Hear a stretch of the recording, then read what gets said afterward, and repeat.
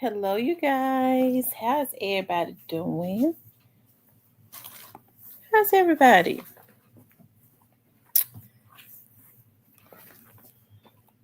We'll stay on for about an hour. How about that? Stop.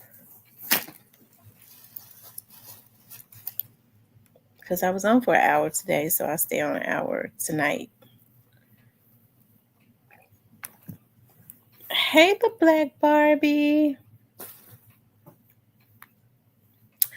I felt like talking about some Memphis talent tonight. Hey, Miss Sherelle. What's going on, girl?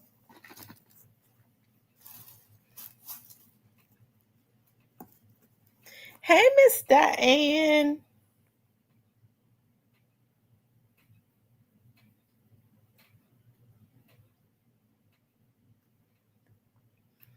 Hey, Kansas City Chiefette. I was just about to tune into that trial that is going on there. It's a trial going on in Memphis. Really? What trial?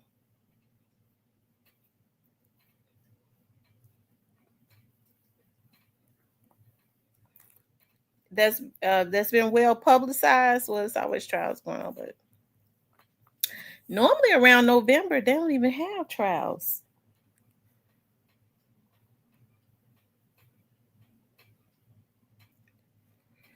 Hey, Tierney. I can't believe I'm sleepy.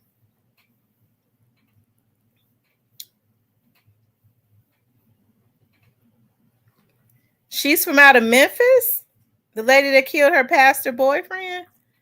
Was it the situation that happened in Arkansas where she went to Arkansas and killed him some years ago?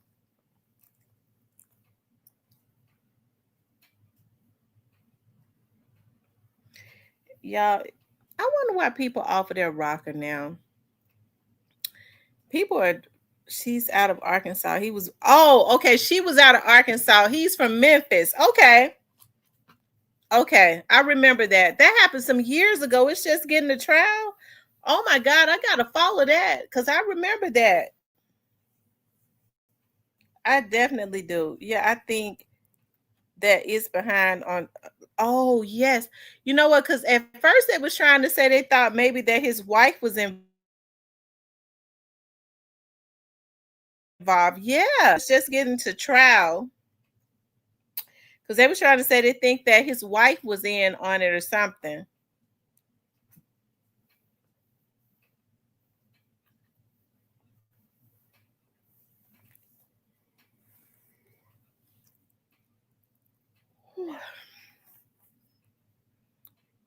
He was a freak of pastor according to the trial. Oh, mm.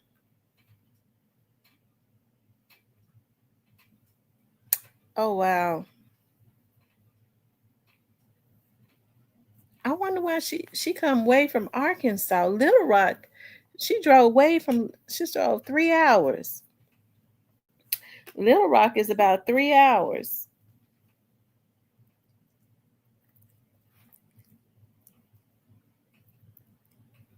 I think Little Rock is 3 hours from Memphis. Somebody help me out.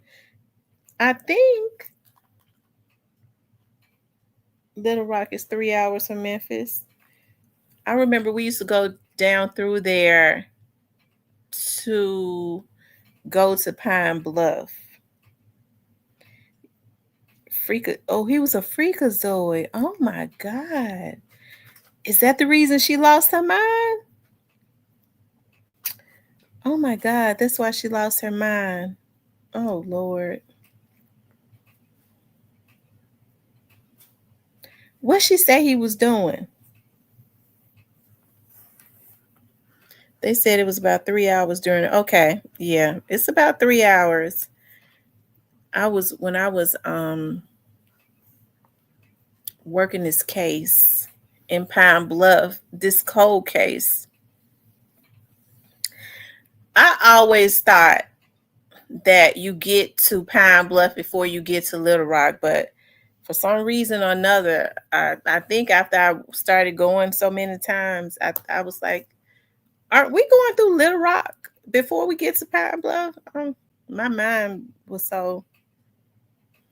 It's, you talking about a town, a city. Shout out to Pine Bluff. Okay, nothing is there. Lord have mercy, nothing. And it was so weird because you'll have a nice house on the street, and then you have it was something. We was working a case where the young lady had been missing for 30 something years after her mother had dropped her off to around the corner to the guy she was working for. Yeah, that case. She had said that he was banging it on her mouth so hard until it hurt and he wanted to get in the bed with others. Oh my God. Jesus. So, do you all think that something is wrong with her? Like, do she seem like she a little off? Well, she got to be off to go kill a man.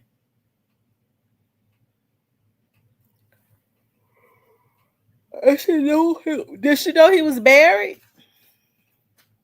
He promised her he was going to divorce his wife and marry her. I think I'm remembering it now. Oh, y'all, I tell you. Lord, lay hands on the sick. I'm talking about the mentally sick. Hey, Joy loves God. She seems smart. Hey, Island girl.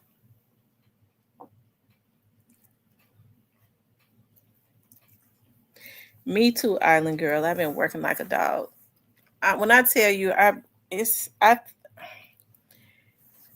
every time my phone go off now, I get scared. I'm like, Lord, please don't let it be another case. Please don't let it be another case.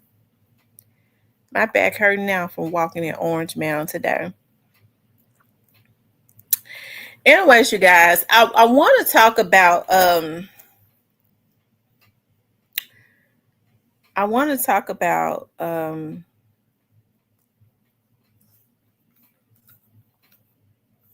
so yes, you know, he was supposed to be counseling her. Oh, so hey Rachel.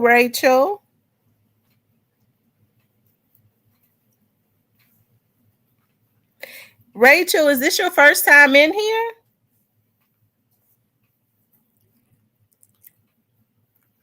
Thank you, Island Girl, for the $20 super sticker. I appreciate it so much.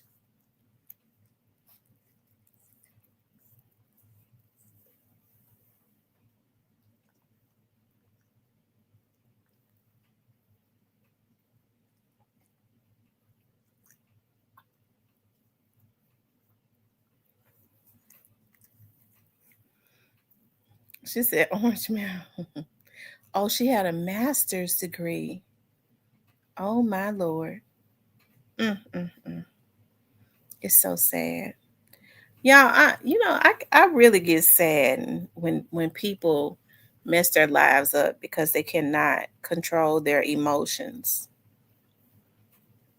People are messing their lives up because they cannot control their emotions. And that's really sad.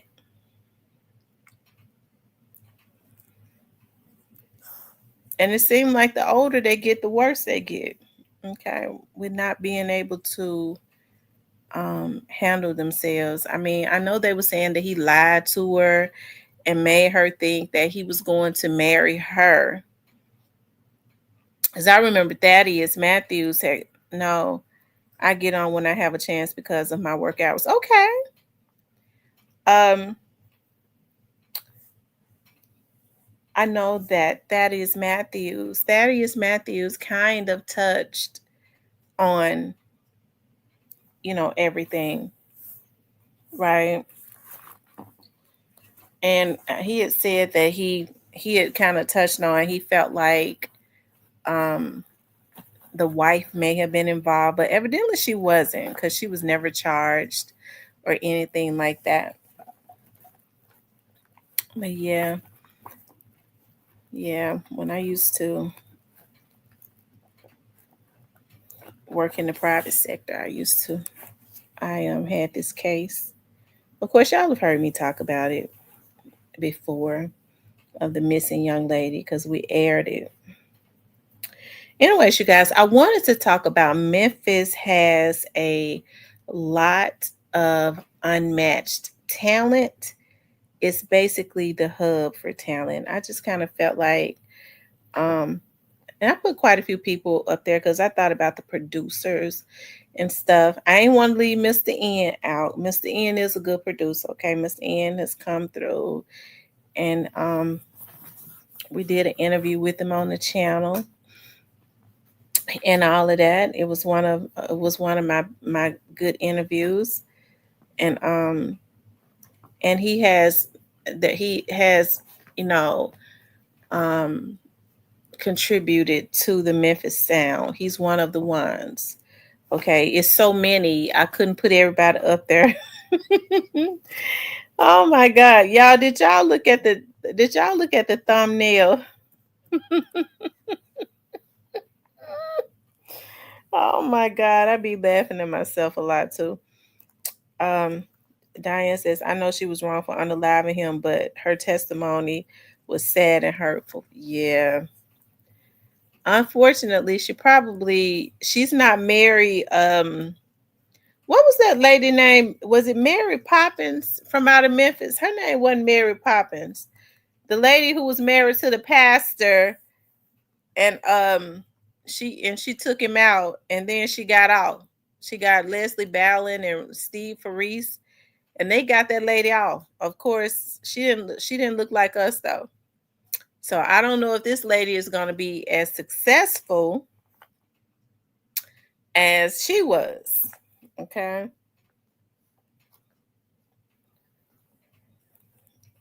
To the jury says that she was able to convince them that her husband pastor was into all types of, kind of like this lady's defense, the sadistic sexual type situations, and she didn't know how to get out, and she was his wife. But see, she was not this man's wife, because I believe that she had said too that he had promised her he was going to marry her, so she's going to look like a jilted lover.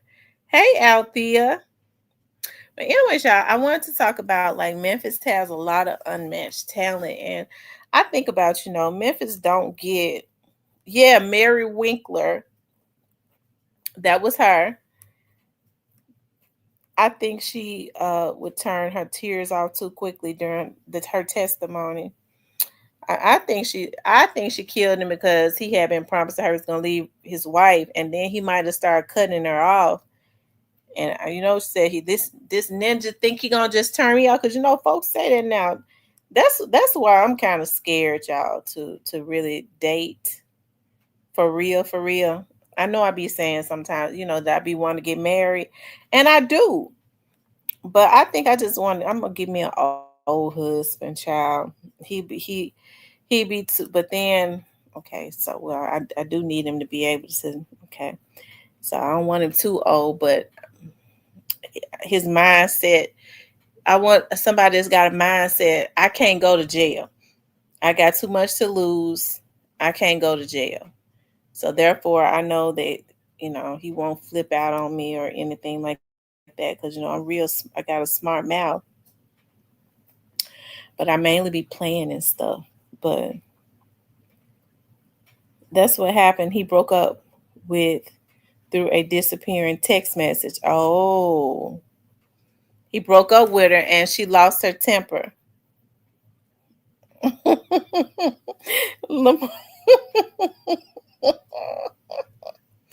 I'm telling you, listen, I be saying that stuff all the time. I mean, most women, you have to think about most women my age and stuff. Like when you start talking about our age, we be talking shit. And but the men that we grew up around they don't take that stuff, seriously and stuff. Like not like these lunatics now. And what gets me is how the men our age want to take on the energy of the younger dudes. Now they wants to be young for some reason. Okay. I guess because they mess with the young girls. some of these younger women because they makes a fool out of them for their $40. Okay, they makes a damn ass out of them, and then they get mad at somebody like me when we tell them sit your old ass down somewhere. Okay, sit down, your knees and stuff popping when you get up because these young girls making a fool out of them, and then they want to hang around with the young guys. Okay, I got a relative. I'm gonna get back into talking about it. Y'all know we all over the place. I got a relative who is about to divorce her husband right now, and she said she noticed he had changed. He started he started working with some young dudes. She said she said his vocabulary changed. And she said my husband, when because me and her pretty close, she said his language, his vocabulary is changing. He's gotten a job where he working around them young boys, and his vocabulary. She said he started saying stuff like, "Yeah, that's a young Nick. He young and turned Nick," stuff like that. And she said he changing. She said it's something going on. I said, well, don't worry about it. His old ass going through a midlife crisis. He'll get over it. And I said, and I got to thinking about when a lot of times when they go through those midlife crises, they go get them a drop top Corvette. They won't cut their hair off. The hair start growing to the back. Okay, their hair be halfway to head. They refuse to cut it off. They'll go buy a Corvette, and if they lose their mind too bad, they'll leave their wife. Okay, they leaves home. Okay, but they get some act right when the wife let them know this ain't that. I'm taking it all. Okay, they'll come back. A lot of times she'll take him back, but she was like, he is his. She said he is. His vocabulary is changing. Y'all, this is a true story. Now, y'all know I when I was out in the I'm an investigator. When I used to do the private, I don't do private work no more, so don't call me, okay? And so I used to do a lot of cases. He said, I'm a barber, they get the mohawk. So I always told my cousins and my family, I will not do any investigative work for my family. Not any extramarital affairs. I will not do it. I never did. My cousin was like,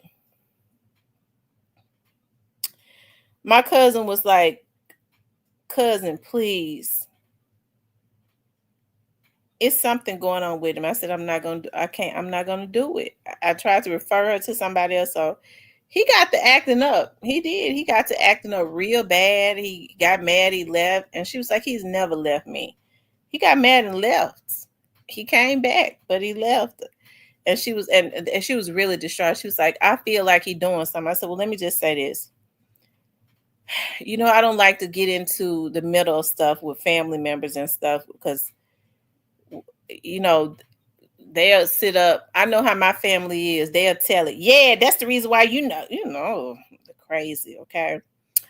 And then when we sit in at family reunions, they'll mess around. They get back with their husbands, and we sit in at family reunions, and their husband sitting up looking at me all cross-eyed. Okay, so I just didn't want to get in it.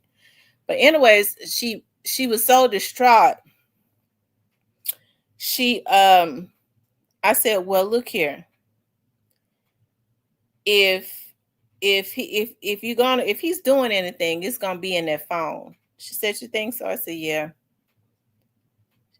I said, do you know the codes to his phone? I showed her how to get in it. I don't do that stuff. Now don't ask me. I don't know nothing about it. Okay.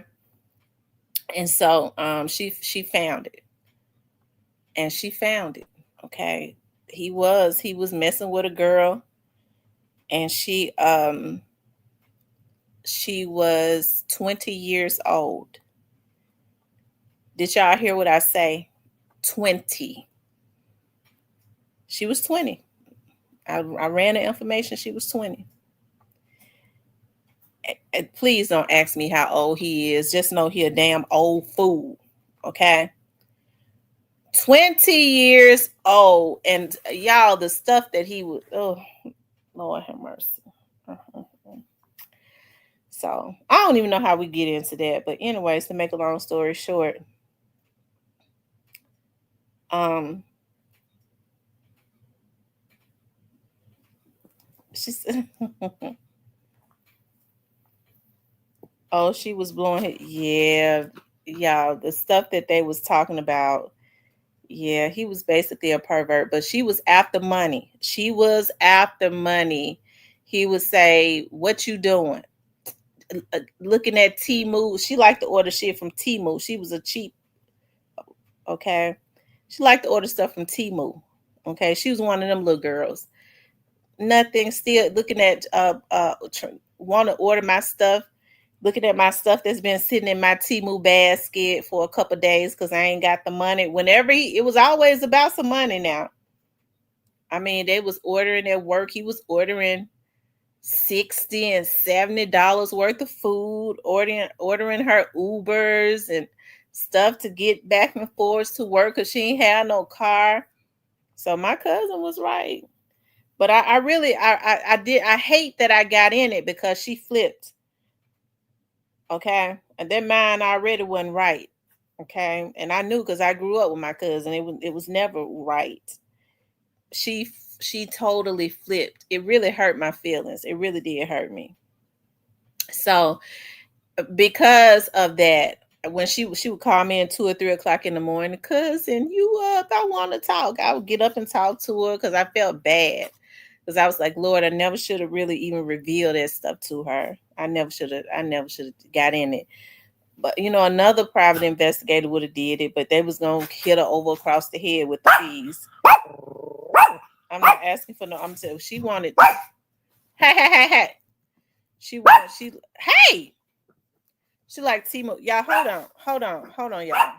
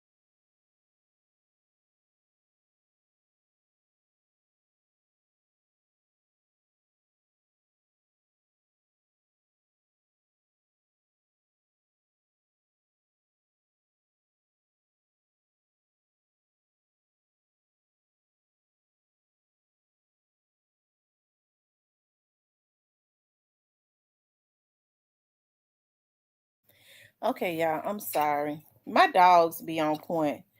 I had some. I was cooking, and I had some corn on the cob on, and when it started overheating, every time my stove starts to like I have something on, I forget that it's on. My dog would start barking. I be loving my dogs so much. They so helpful. They know when danger surrounds me. She said, I'm not asking for no damn Timu. Now, like, Timu, what?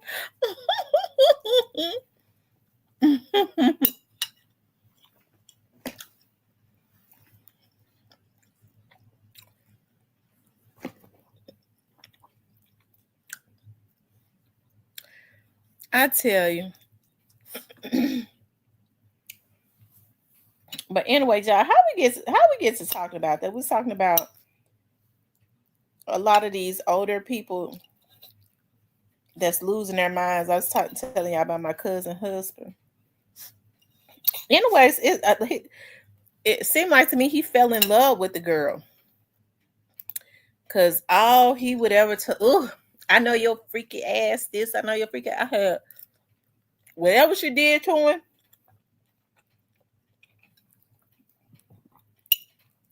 My cousin went into that stuff.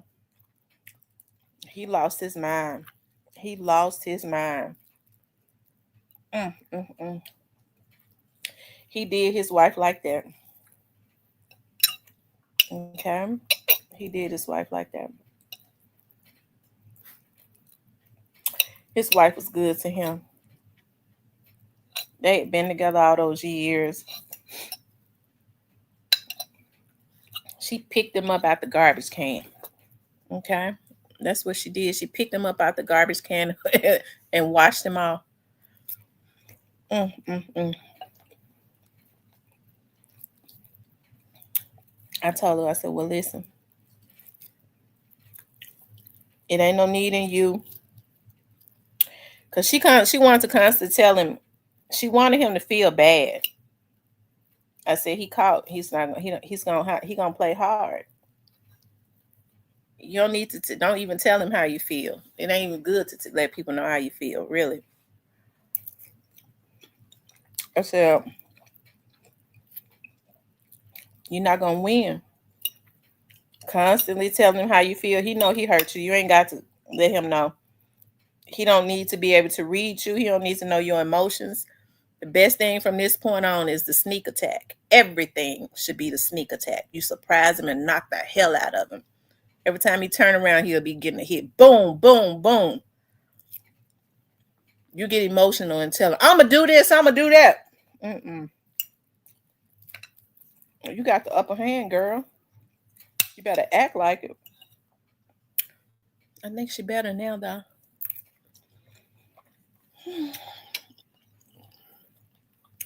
Anyway, y'all, we talking about Memphis rap, okay? It's unmatched, right? Now, I was thinking about all of the talent in Memphis, y'all. I'm sorry, I have not eaten. I baked me some chicken and some corn. And this chicken's so fire. It is. It's so fire. I did cream of chicken.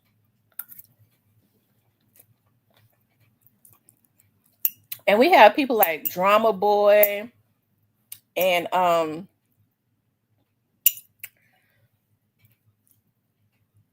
Mr. N. And I know at one time they probably was at odds or whatever, but Mr. N said him and Drama Boy are like brothers. And they have like little, it's like a little family dispute. He said, but he look at Drama Boy as being his brother. You know, he look at him as being his brother. And if you think about it, him and Drama Boy has done some hard beats and stuff like that. Has some really good hits because um Drama Boy. Now y'all know I don't mess with Yo Gotti like that, right? I used to mess with Yo Gotti, but I don't mess with him now since he caused that mayhem in Memphis, right? When it just wasn't necessary. But I was a very big fan of Yo Gotti's at one time because Yo Gotti came from my era. I really did enjoy, his music, even though I wasn't really into rap like that. I enjoyed some of his music, and he had a song called "What Up," and that's one of the ones that I like, other than Five Star Chick that he had. And Drama Boy did that beat. Mr. N, Mr. N said that Drama Boy did that beat for him, and that's what made the song. He probably wrote it too. Okay, shit, because Gotti probably didn't write it. But it's talent like that, and I kind of feel like Memphis producers and a lot of Memphis rappers look at like what Young Dolph was doing. Like Young Dolph was on his way before they interrupted his life to doing exactly what like Master P and all of them was doing as far as like being independent. He was on his way to doing that and helping to create generational wealth. If they had not interrupted his life, it's been 4 years. I think Young Dolph was focused. I think he would have been way far. Okay. And that was the purpose of interrupting his life because they knew that he had a determination he was gonna go far. Aside from like the talent, I think the only thing that stands over my city, like even I put Jessica up there. Yeah, I'm gonna be interviewing Jessica in a couple days. She's coming up on the show. to talk about what she's got going on and all of that good stuff. And I'm always happy to like support people from Memphis.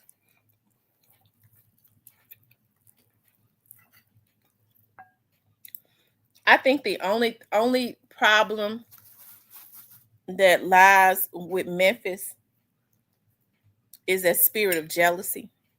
With all of the talent, God has blessed so many of these rappers and stuff with talent, here, with the talent and stuff that they have, and then that there's a spirit that lingers over the city of Memphis, like a spirit of jealousy.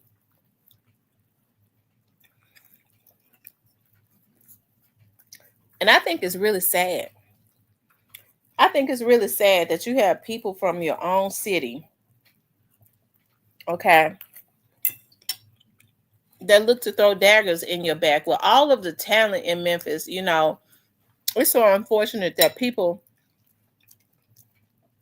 have to leave Memphis. Okay.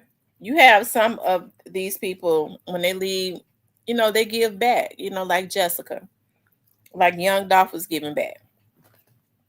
And then you have those like Yo Gotti that don't. Okay. And here's the thing. If they don't want to give back to the city that helped to put them on, they don't have to. But the thing about it is, don't send murder and mayhem back. Okay.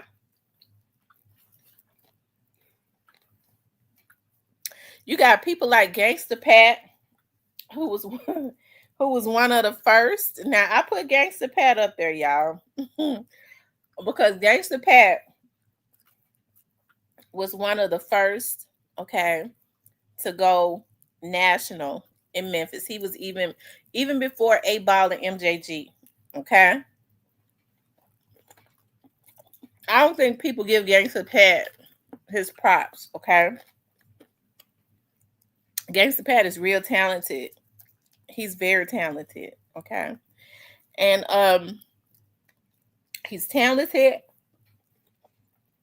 He can play just about every instrument.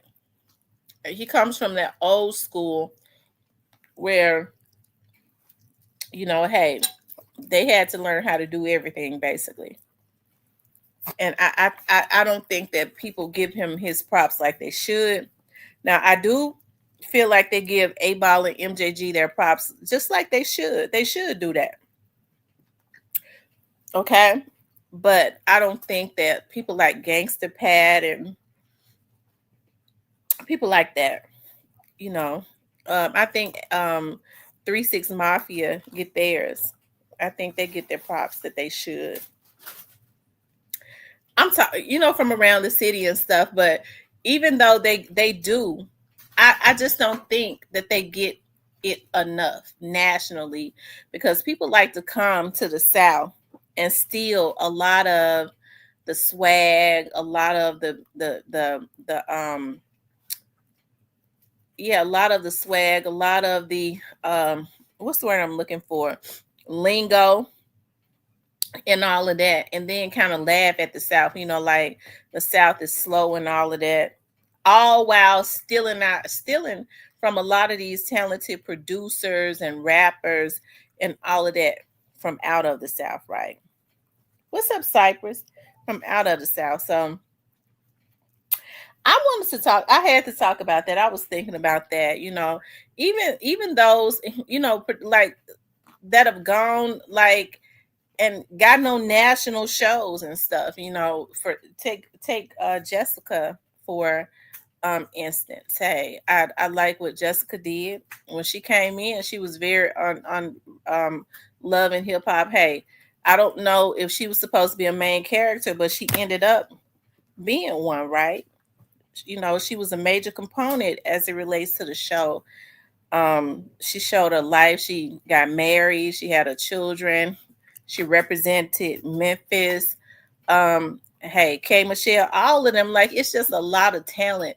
It's so much talent that come from out of Memphis, where people have really worked hard and pushed to get to where they are for it to be so much jealousy. And with Memphis being such an impoverished city, I can't understand why when people make it out, they feel like they have to send like hits back and murder and mayhem, especially when you have somebody like a young Dolph or whatever that was really helping people, that was giving back.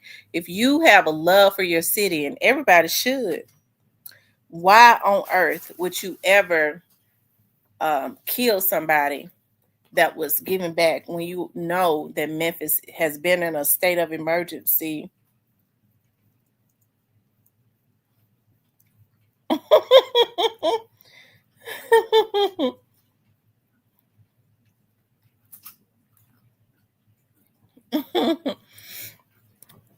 I'm laughing at a text somebody just sent me.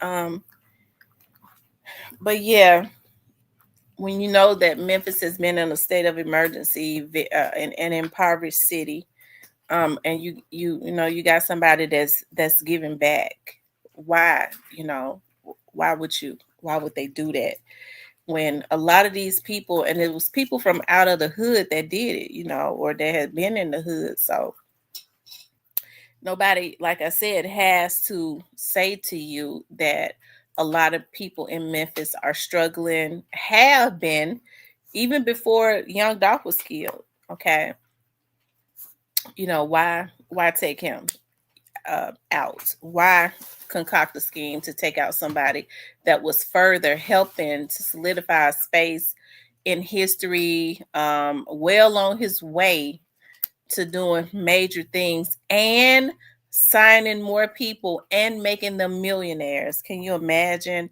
if they had not interrupted his life, how much progress he would have made, how many more people he would have signed, how many superstars he would have? You know what I mean? Like it was some more people whose lives he could have touched, more young men and women that he could have changed their lives and their families' lives. So you know, so God is going to, all the people that was involved in doing that, God gonna pay them back. I know we talk about Young Dolph a whole lot, and I know people might say, "Well, why does she talk about Young Dolph?" Because I want to. Okay, it ain't no, I don't have any other way to put it. Because I want to, because I can, and I want to, and I do what I want to do. Okay, that's kind of how it works, right? And so, like I always say with Young Dolph, okay, um, what you know, I know that there has to be justice. Okay, I'm talking about all the way across the board. I just know that God has to make examples, because there'll be other young men that come up from out of Memphis that's got the same energy, or whatever it was that Young Dolph had that so many people were scared of, that they felt like they had to kill him if they was after the vision. Okay, normally people kill you because they are afraid of your vision. They are afraid of what you're going to become or produce. And so what ends up happening is, I mean, it's the dream that they want to kill, but they know that they can't kill the dream without killing the person, especially if the person has a determination. That's why Dr. King was killed, right? Dr. King was killed um, because of his dream that he once had and his vision, okay, that he had and he was going to bring to fruition, right? And people were scared of that. So in order to stop that, they knew that they had to kill the man. They would have left him alive if they could have killed the vision that he had for really helping when he woke up to help to bring his people out of that burning house that he felt like he had led them into. Um, but that's what they was after, okay, his vision. And they knew they had to kill the man, and they took a father from his family, okay, without a problem, just like they did with Young Dolph, okay, because of jealousy, because of greed. And it's so hurtful when I see um, and hear about, you know, these young men and stuff, these men that participated in wanting to see this man taken away from his family and his children and his life, you know, and his life. So it's really sad. It really is.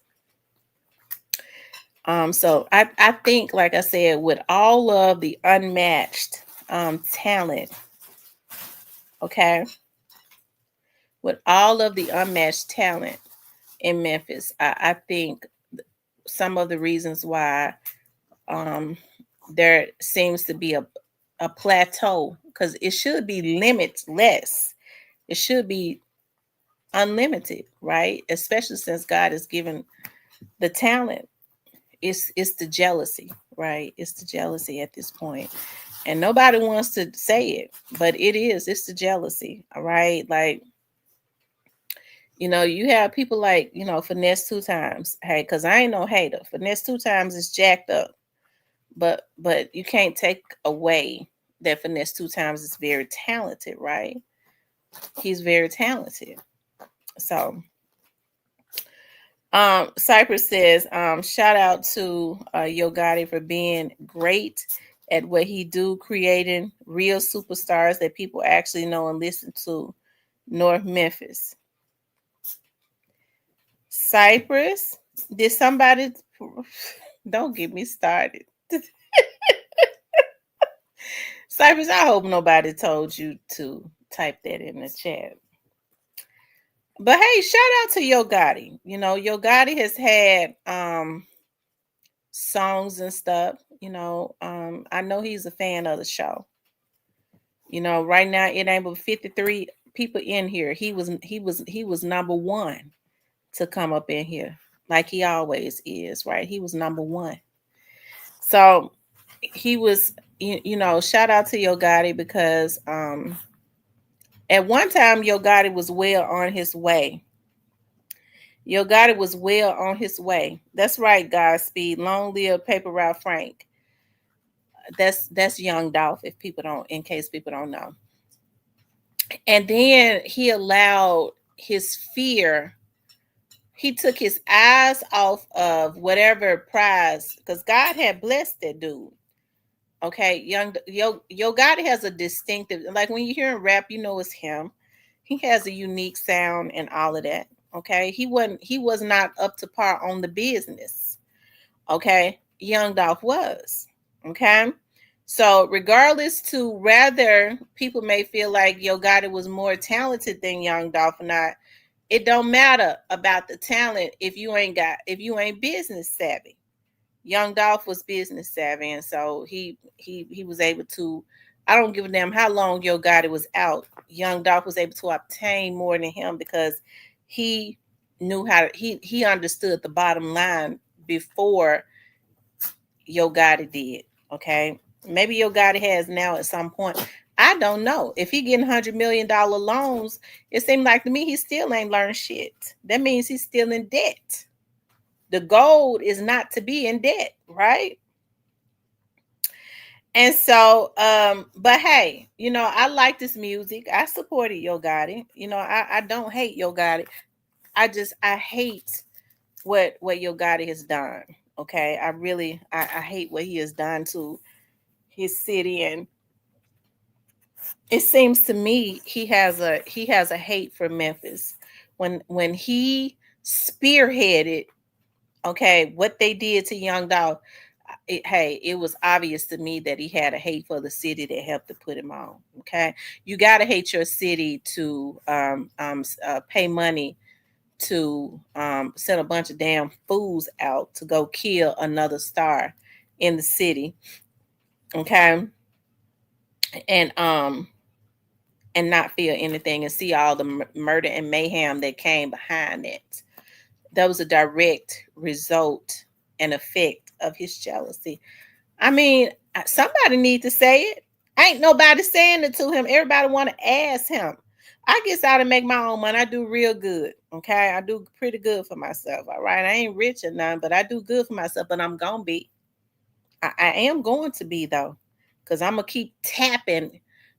Okay. I'm gonna keep tapping until I get it. and I'm about to get it. I'm about to get it. My dad said all you need to do is once you get a foothold. My dad used to always say that, girl, once you gonna keep on messing around, you're gonna get a foothold. And you know what a foothold is? With my dad, they was old fashioned people. Like when you trying to you saddle up a horse and you put a foothold in whatever that is to get up on that horse, so you can get up on the back of that horse and you ride steady and all that. He used to always say, once you get a foothold, you're gonna be unstoppable. It's attainable. It's out there. Okay. A lot of people, fortunately for me, okay, I just keep going because I know, listen, I know I got the talent to get what it is that I want. And I think that's how we got into talking about this, about dating, because I think about that quite a bit. I'm gonna talk about that in a few minutes. I was talking about my cousin, but I just know that if I keep going, I'll have it. I'm not scared of work. I'm blessed to just kind of do what it is that I like doing. Okay. And so to me, it's not even like work to me because I just kind of do what it is that I like. And it brings me money and it brings me happiness. Okay. As tired as I be, you never hear me say I'm unhappy. I'm absolutely not. I love what I do. Okay. I love what I do. Um, I saw Gotti in concert 3 times and I'm in South Carolina. Now I wouldn't go if it was free on my mama. I tell you. Um, okay, Rachel. I'll tell her. Hey, M Rose. And I was thinking about that. I was like, Lord, like I remember I was telling my mama that I was like, I remember a time, like especially like from it coming from the time that we came from, girls were taught, to marry somebody that could take care of them and it's going to be good to you. And my mother used to always say, in your prayers, when you're praying for a husband, make sure, you don't just ask for money and all of that. Ask that he has patience and kindness. My mom used to always say that, make sure you tell God you want for him to have patience and kindness. She said, and I always tell you that because I know a man gonna have to have a lot of patience to deal with you. She said, because I messed you up real bad. She always said that I ruined you real bad. But anyways, but now, women work so hard, like me. I work extremely hard. And I think it's so sad, when you run up on guys. And it's not all guys, okay? Because a lot of guys handle their business and take care of their business. But it's so sad, that women like myself have to be paranoid, um, you got men that be looking for women to take care of them. I don't take care of no motherfucking men. Never have and never will. And I think that it is sad that a man can be comfortable with yeah, I'm gonna try to hit a lick on her. No, you gonna take your ass back and get your ass back in the damn garbage can, bitch. I can't stand for no man to ask a woman to borrow money or to try to come up or try to think he could hit a lick off of a woman to try to, you know, ain't got no issues. I didn't come from that. I grew up around men that took care of their women. Okay, it would hurt their ego to ask a woman for some money. Okay, if you sitting up talking about you need somebody to sign for you a car, that means you ain't on my level. Your credit ain't right. You can't do nothing for me. You can't go get yourself an apartment or a car. You can't do nothing for me. We on two different wavelengths or whatever they call it. Okay, we on two different frequencies. You're not the person for me. But it's so unfortunate that men now don't have issues. Some men, a lot of them, They don't have issues with trying to come up off of a woman or eat off of a woman or asking a woman for money. They feel in they twisted sick mind, they feel like I'm getting over. Yeah, I'm a child. What kind of world do we live in where these Negroes have totally stepped down off of their throne and threw their pride away? They ain't put their pride to the side. They've thrown it away to sit up and try to ask a woman for some money. Nigga, you ain't got no, if you ain't got no gas, I don't want to see you. You ain't got no gas money. Oh, okay, well, I'm going to call you back. Okay, and you blocked. You can't do nothing for me. You ain't even got gas money. Because anybody that get up and go to work ought to be able to have some gas. That means you don't work. And you sure can't say nothing to me if you ain't got no car. You ain't trying to get one. You ain't just had a wreck. You ain't got no money set. You don't know how to save money. Forget not having no money. You don't even know how to save money. Anything you get in your hand, it goes through your hand like water. Women like me, I watch and I pay attention to stuff like that. Okay? So it's really sad. That's why it's insulting to me when a bitch sit up and talk about me ain't now never got no. Let me tell you something. I don't care how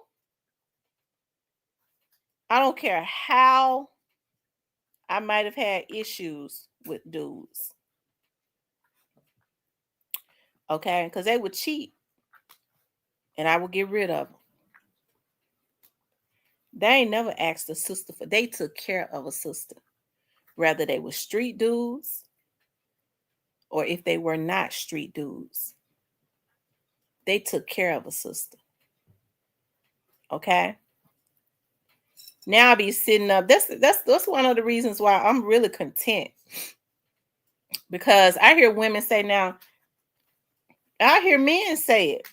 I'm looking at my younger cousins, how sorry they are. Because these women have not been taught that a man is a provider.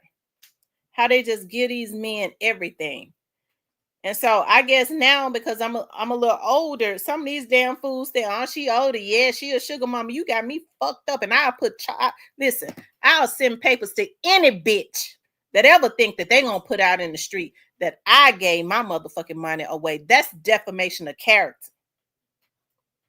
And any fuck nigga that sit up and try to say I gave him some money, they're gonna have to produce that shit if I hear them say it.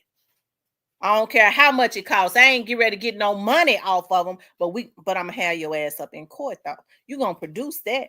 You gonna produce it, or I'm gonna keep your ass in court because I got the money. I'm gonna keep your ass in court until you produce it. That means I'm gonna just be draining you because you ain't gonna be able to produce it. Okay? Don't sit up and lie on me for no reasons. That makes me mad as hell. I don't like for folks to lie on me. No, ex Gangsta Pat. Let me tell y'all something. And I ain't trying to put me and Gangsta Pat business out like that. Hey, I like Gangsta Pat. Okay, when we was dating, I liked him. He cheated. He had to go on. He a little sneaky, but Gangsta Pat is a good dude. That's all Pat used to talk about. Baby, what you want? Baby, what you want? Baby, when I get this, I'm gonna do this for you, baby. All that stuff he be putting on Facebook, I just laughs at that because I was with the man. I already know I had my way with that. He was a good man. Okay, that's somebody who was really with me.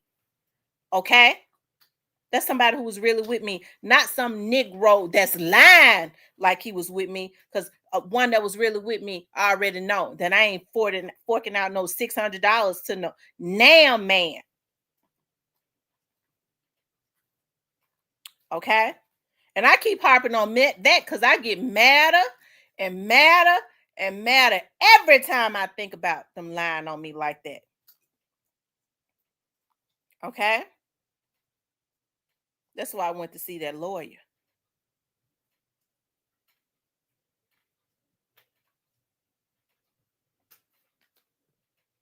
Okay.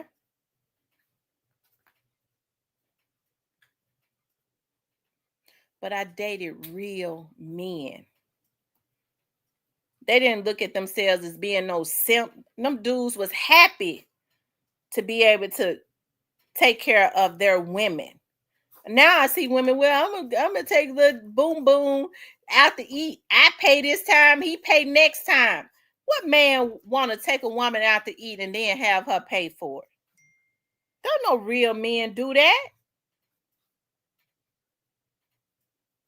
What man want to lay up on a woman and see her struggling? She's struggling and he looking at her, laying up on her. Don't no real man do that. Okay?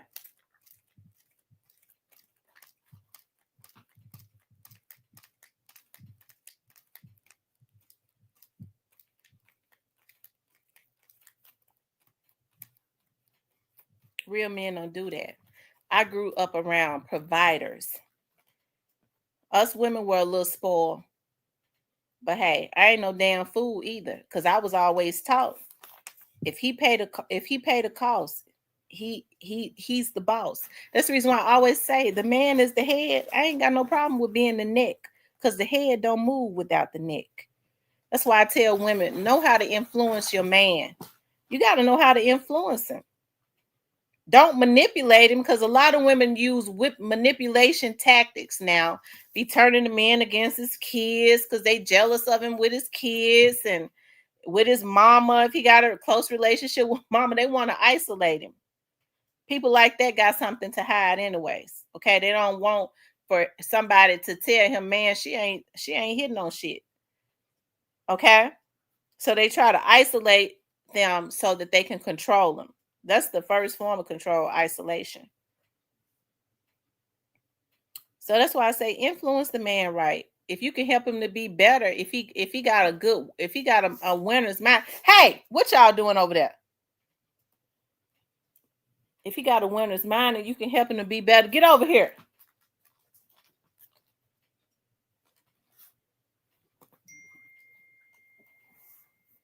Help him. Okay. But he worked though. Cause you know that you know he got a dream. Little John got a dream.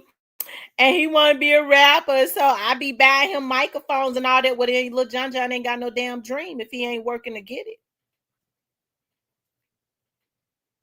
How some man gonna sit up and want some woman to give him some money to finance his damn dream? That's sorry. Even if her mind is weak, he ought not be sorry enough to take it. Because you got to be a weak-minded woman to be sitting up giving your money to a man.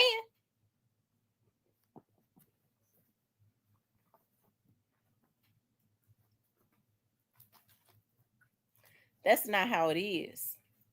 And I was saying that to say this now. What the hell you doing? Look, stay off of her back. Okay, because y'all know I don't play that. So you got to be, like I said, move, move, move, move. Like I said, I didn't grow up. I didn't see that. What I saw was I saw my dad being a provider. That's what I saw. I saw my dad working hard. He was a provider. I saw my grandfather working hard. When my grandfather, when cancer was eating him up, I used to cry every time I talked about it. But I'm better. I'm good now. He's been dead this year. It's been 20 years. I remember when my grandfather, he was real tall and dark and brave. He was real brave. Okay. He didn't say more than 2 or 3 words to you, but he was a hard worker. I remember when cancer was eating my granddaddy up and he had to retire from his job, he would be out in the garden planting food because my grandmother had a garden. He would be out there planting food or, greens or whatever it was. We could not sit him down because all he knew to do was work to feed his family. What has happened? What in the world is going on? Now you got me, I'm give me a woman with so she get food stamps so she can feed me. Why are these men not being taught that they are the damn providers and protectors of their families? What is wrong? Now you got me as soon as their mama take her breast out of his mouth, he trying to go get a woman to take care of him.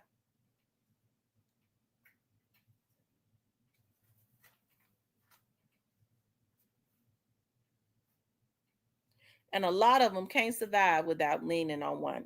That's when you know you're sorry. And it ain't nothing wrong with me saying that, because if you find yourself in that category, go get I'm sorry. Okay? You if you got the work ethic, you can fix that. All you got to do is say, Lord, I don't want to be sorry no more. I'm a sorry bastard. I don't want to be that. And then you're gonna have to do something about it. Okay?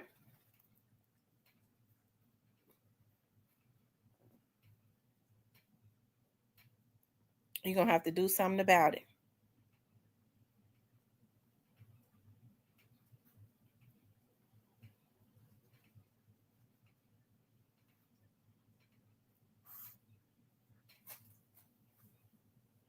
Who was handsome, Island Girl?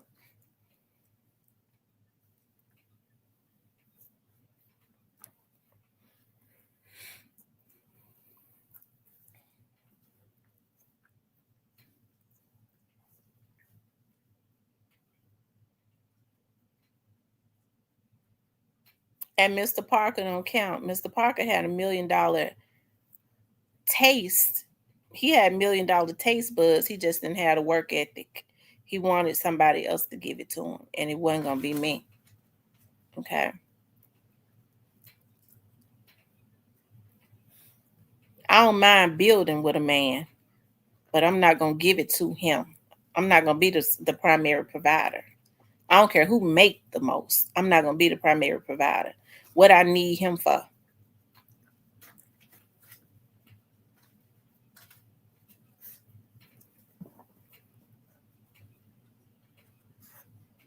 Okay.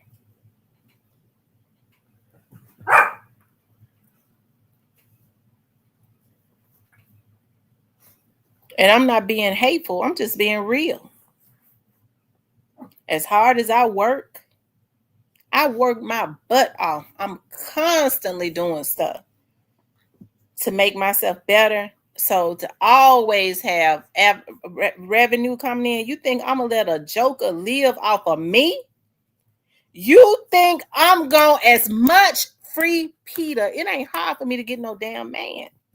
Never have been. Rather, my weight is up or down. I ain't never had no problem. You think I'm gonna get somebody some money? You think I'm gonna beg somebody to go to a hotel when every dude that, even if I don't talk to nobody, everyone that I used to talk to be constant calling, baby, take me back. Baby, take me back. Let's fix this. Here my right hand to the Lord. So I ain't got to pay nobody for nothing. Okay? Because a lot of my exes, even though I don't want them, I'm still pretty cool with.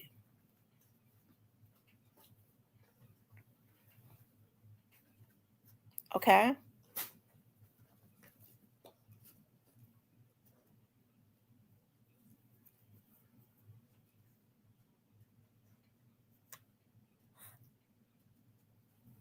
So I don't have to beg nobody or pay nobody to do nothing. Gangsta Pat was the bomb in bed. Okay.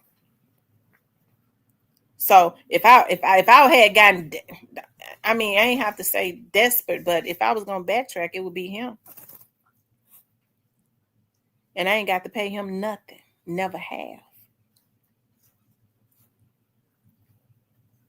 Okay.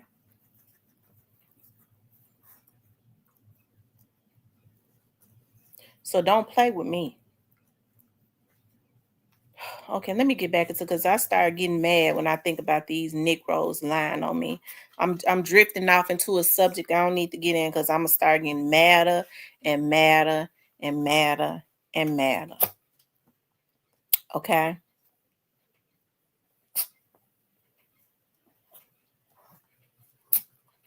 But I said all that to say this. I ain't never had to pay no man to be with me. Never will.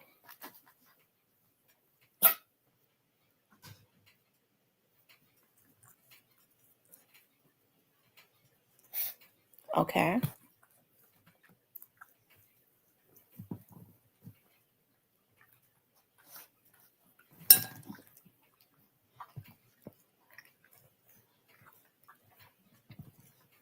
I think men don't understand, like, with good women, they appreciate men that understand, okay, what their position is, even if he don't do as well as her. I've dated guys and they once had a whole lot of money, and then whatever happened, it wasn't like that anymore. Hey, it didn't change me. But the thing that made me love him so much was like, dog, his he just, baby, I'm gonna get it back. I'm gonna get it back. I'm gonna work hard. I'm gonna get it back. Don't you worry about nothing. They be sitting there worried about me. Don't you worry about nothing. You ain't even got to worry about nothing. I'm gonna get it back.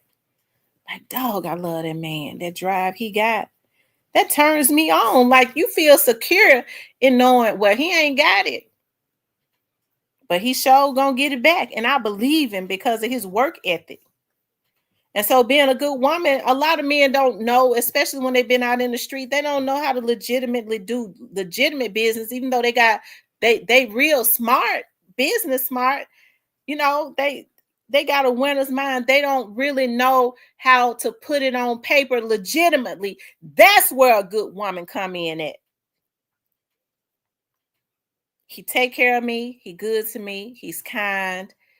He trying to make it right. I'm his woman and I'm gonna help him to make it right. He don't come in trying to jump on your back to take you down. Any man that jumps on a woman back, a man is automatically heavier than a woman. Anything that jumps on your back is going to take you down physically and emotionally and financially.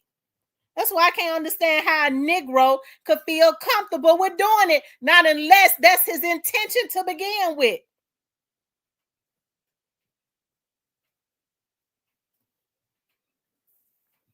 Okay?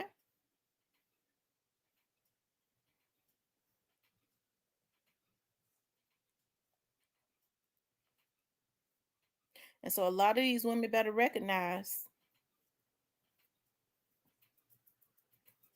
because there's a lot of good men out there. And believe it or not, a lot of the good ones, they are, especially when they work hard and they trying to build something, they just as afraid as anybody else. Damn, I don't want to bring nobody into my energy that's gonna take me down.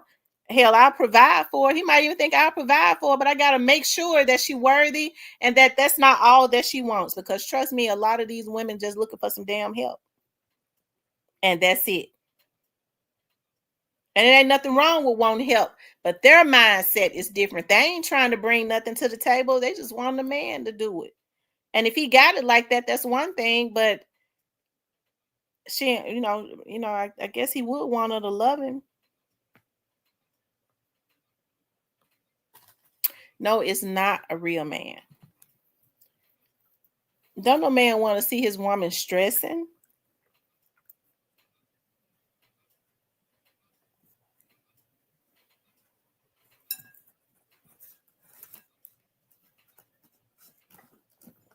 So my mother said, you know what? With everything that you do, you will know when a person when God has sent a person to you that is for you. They're gonna come in and start alleviating a lot, helping you with a lot of what you got going on. And they're not gonna get jealous of you. And they're gonna do it for the right reasons and have their own stuff going on. You know, because some people start looking at, she got this going. I can come in and get in on that. That's what they be doing. I'm gonna get in on that.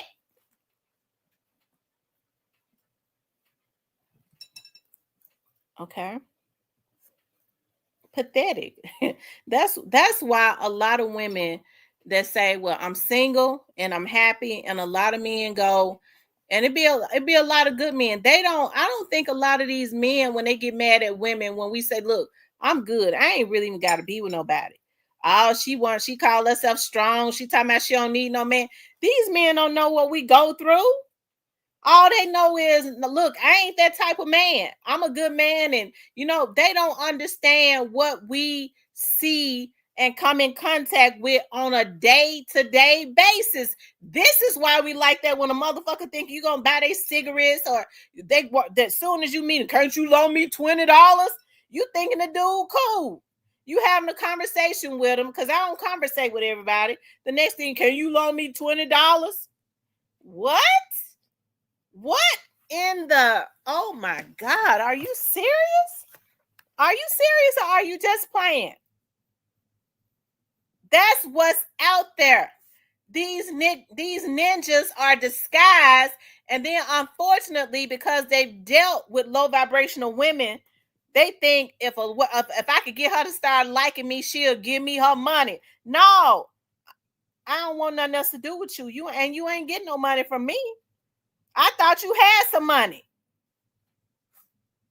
You don't want to ask a dude what's in his bank account when you first meet him.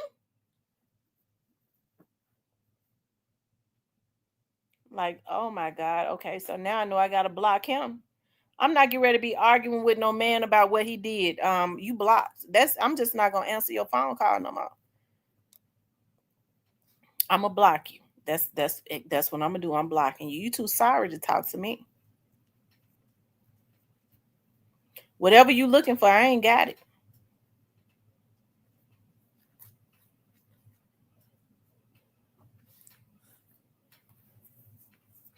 Okay. I don't know why these puppies want to constantly put their heads on my computer. So what we have to do, I'm serious. Like we have to pray about stuff. How we get into, and y'all, I was just messing with y'all about Gangsta Pat, okay? When I said what I said, because a lot of people say, girl, she said that Gangsta Pat, this, and that. He real shy. He probably in the bushes. I was just messing with y'all about that, okay? I don't want to be talking up under the man clothes, okay? We did used to go together, okay? But I was joking when I said that. I was kind of messing with him. Okay.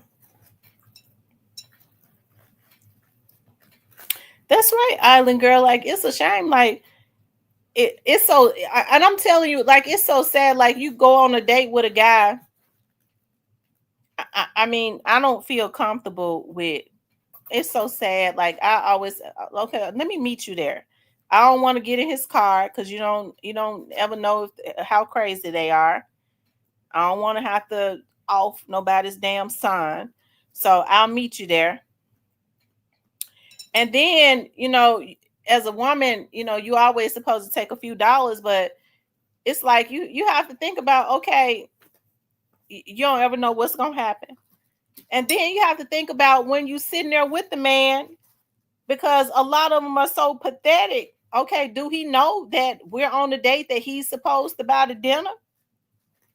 Because some of these men will feel like you supposed to buy the dinner, ask you on a date, or buy theirs. So, I mean, y'all, that's the type of stuff that we are dealing with, and which he gonna have to go back there and wash dishes. Okay, because if he ever think I'm gonna buy his food, he gonna have to get his ass back there and wash dishes and pay that debt off. I pay for mine. If it come down to it, I ain't got it. Can you pay for mine? No, I can't pay for yours, but I tell you what, I'm gonna go and pay for mine. And what you need to do is tell them folks that you could ask them, can you wash dishes, and leave his ass sitting there look like the fool that he is. Okay. He'll be a busboy at night. I'm really just so disappointed, and I know all men are not like that. I'm just really so disappointed with what I see. It is. I'm really just disappointed with what I see. Like I said, even with my ex-boyfriends, I never had that issue. I'm thinking about now, yeah, I got rid of them because they like to cheat. But it was never any issues with no money. I never thought that in this day and age that I've had to deal with a bunch of old ass fools that look for women to try to hit a lick off of women.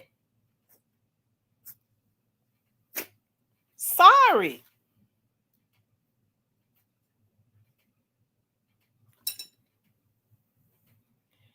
I've never paid for dinner for any man. Well, let me take that back. I remember one time my daughter's dad, my youngest daughter's dad, we used to always, every Saturday, we used to go out. Okay. And this when I stopped liking him. Every Saturday we used to go out. And then like he was like, you always I always pay for dinner. He was from North Memphis. Okay. I should have left him there. And and so this is, I'm trying to think the name of the restaurant. Applebee's, I believe. We always go to Applebee's. So um I thought about it. I was like, every time we go out, he he never had an issue with it. I think his brother or something got in his ear. It must have been around the time that I had gotten pregnant because I hated him after that. Like the food won but $20. I was like, I'll pay for it. And he felt so bad after I did it. I think he wanted to see if I would do it. I was like, I'll pay for it. And then he let me do it. He let me pay for it, and that was the beginning of the end for him. That's why I cheated on him the most stuff. I hate him to this day for it too. It made me pay that $20. He didn't make me pay it, but he let me pay it. And then he felt bad. It's like, you want your money back. He was like, I was like, no, we good. You pay. You've been paying every time that we go out. You asked me why I've never thought enough of you to buy you some food. I did it. But I mean, I was so mad at him, it was ridiculous. Like, so that was the one time that I did it. He tried to give me my money back, I wouldn't take it. And that was the beginning of the end for him. He was just stupid.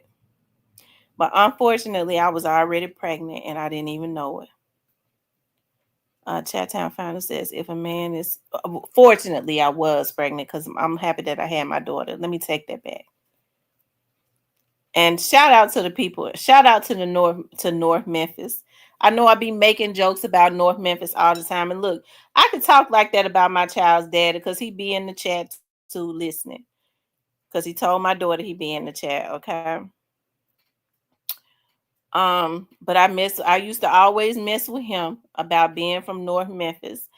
And he was the first, the only, and the last guy that I ever talked to from about North Memphis because he was a little crazy. He was real quiet. He was real quiet, and he had been in the street. He was different.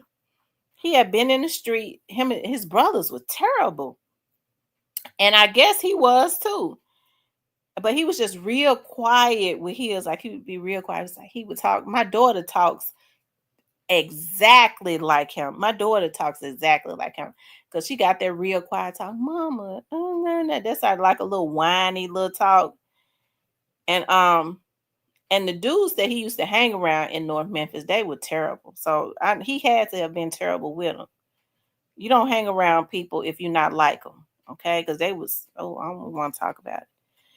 But he grew up over there around on Steel Street. I don't know if that's North Memphis. That might have been the Fraser area, but he grew up in North Memphis, okay?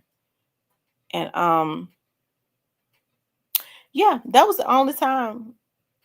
That was the only time. And I think about it now. I guess it wasn't a problem because uh normally when we would go out, even for his birthday, he would pay for it. I believe that was his birthday.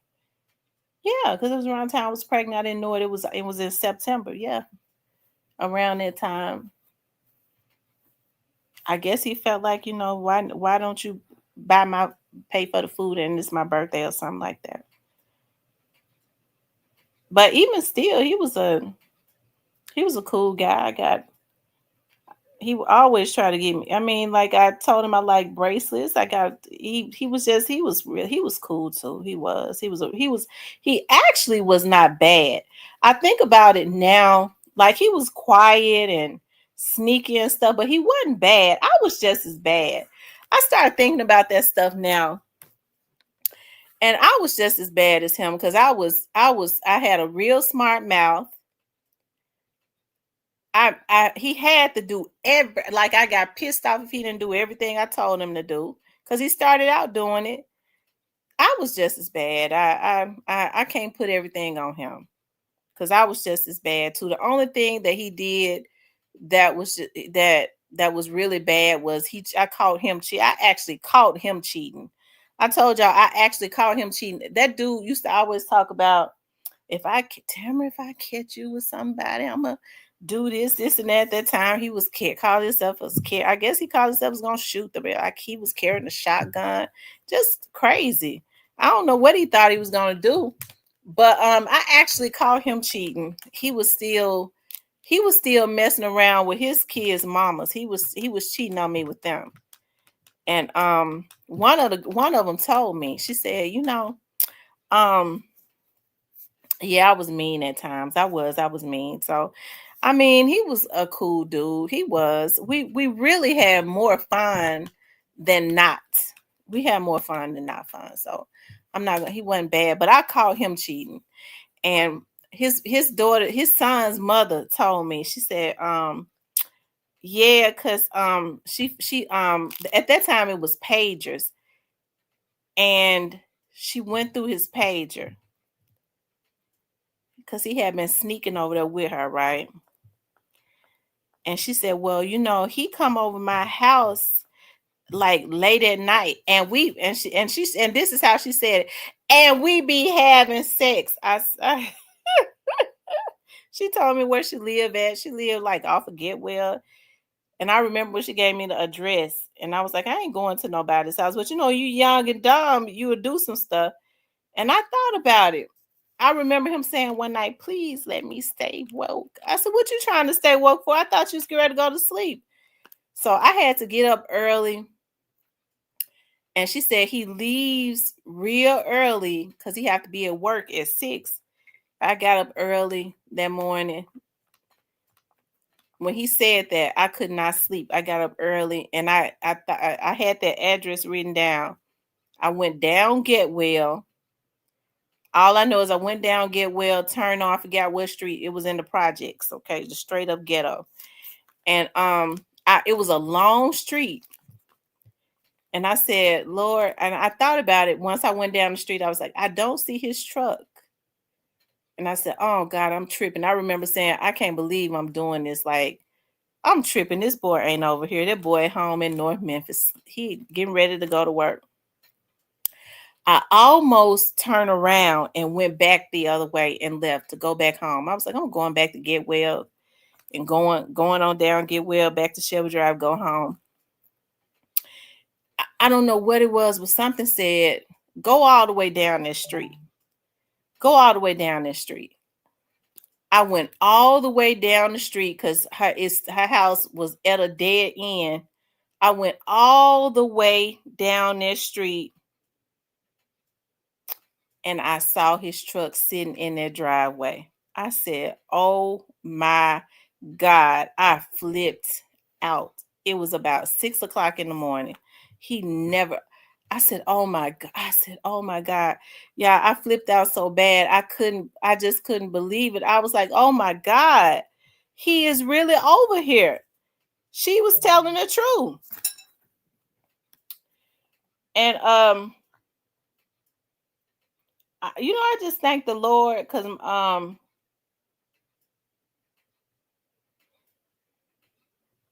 I thank God because my dad had just gotten me a Malibu, a new little Malibu. Okay. If my car had not been so new, as mad as I was, I had thoughts of taking my car and ramming it into his truck. His truck was a lot older than my car, so why would I mess my new car up? Okay, but if my car had been older, I'd have did it. I was just that mad, okay?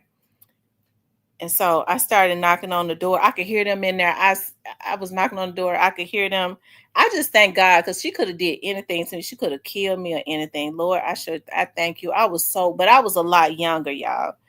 And so because I wanted him to come out.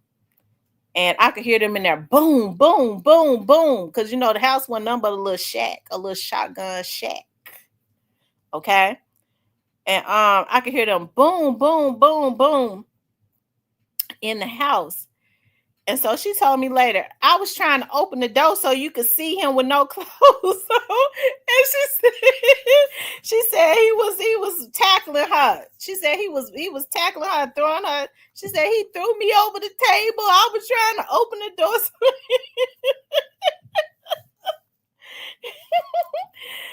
They didn't open the door. I'm glad that they didn't. Y'all, this was way over 20 years ago, okay? Because my daughter is my youngest daughter is 24 now. So it's been about that. Okay.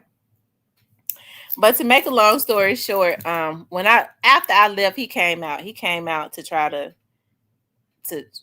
I guess chase me home. Cause she called me. She said, as soon as I got home, she said, bitch, I'm a fuck you up. She called me. She said, he left. He left. I said, did you think he was gonna stay? Of course he left because he was trying to chase me down. I said, look at you.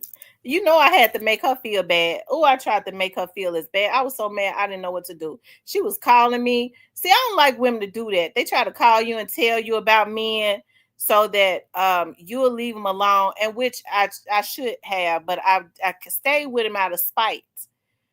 Um, but then they be constantly laying up with him. So she said, he left.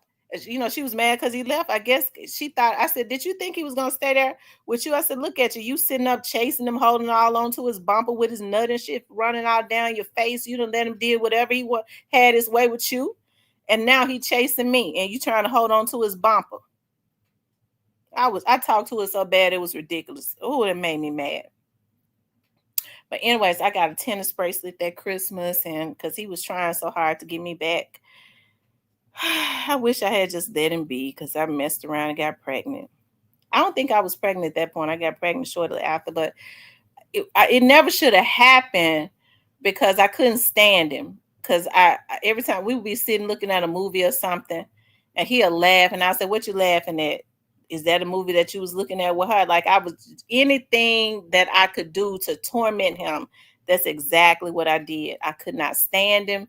I knew that we weren't going to be able to be together. I could not stand his guts. But he tried. He tried hard. I just could not stand him. I knew it was not going to work. And I feel like he got me pregnant to trap me. And that didn't work either.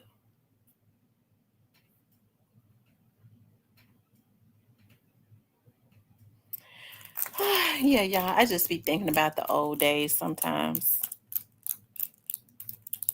All of that was an experience, though. And he always say, "You always thought less of me, cause you thought less of me because of my brothers, and you just thought less of me because I was from North Memphis." I said, "I never think less of nobody just because they out of North Memphis." I said, "You just was a gutter rat. You just was whorish, and you was a gutter rat."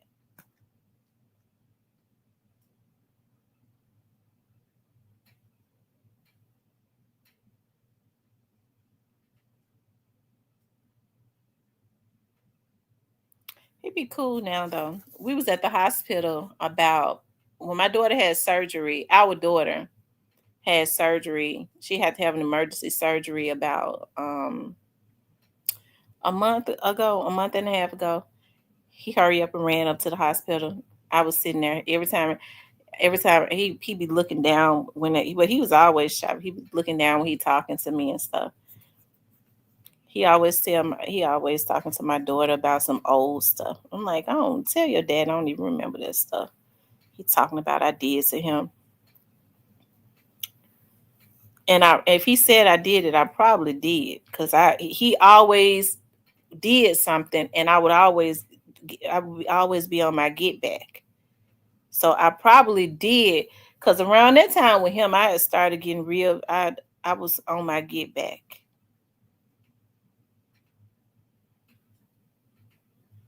She said he's scared of godmother like a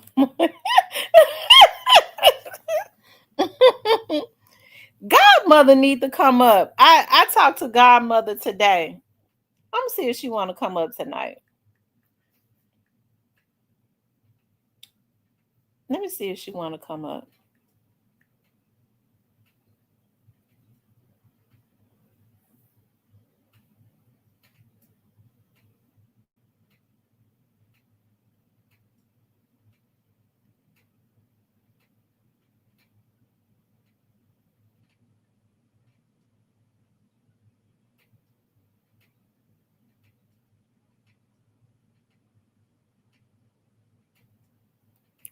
Tonight Thursday. I wouldn't. Okay, she didn't answer. She might call me back. Tonight Thursday. I wouldn't think that she would be out on a Thursday. They go out on Fridays. I think she said on they go out on Fridays and they stay out to like 1 in the morning. On Saturdays they do the all nighter. I don't know how they do an all nighter like every single Saturday. I couldn't even go to a club where I sat in the club all night. I'm trying to figure out what you do at an all night club. They get there at 8 o'clock and then they be there until like 6 or 7 o'clock in the morning. How can you be in a club that long and not fall asleep? How can you be in a club and not fall asleep at being at 6 or 7 in the morning? Like when I've never in my life gone to a club in Memphis. I went to the Crystal Palace and I went to this one club that used to be over on Mendenhall. And and the girls and stuff was so wild that was in there. I went with a friend of mine. The girl used to be my friend named Angie because she was actually talking to the guy that owned the club. And the girls and stuff in there was so wild. I was like, I could never go back. And when I was sitting there, this guy was sitting next to me. Yeah, this is when I really started to see like people are really weird. This guy was sitting next to me, right? And I had on I had my toes out. And so he was like, don't be alarmed or something. He said, he was like, I have a toe fetish and you got your toes out. So I was, up until that point, I didn't even know people had toe fetishes. Like he was sitting in the club, next to me, lusting at my toes, which was sick.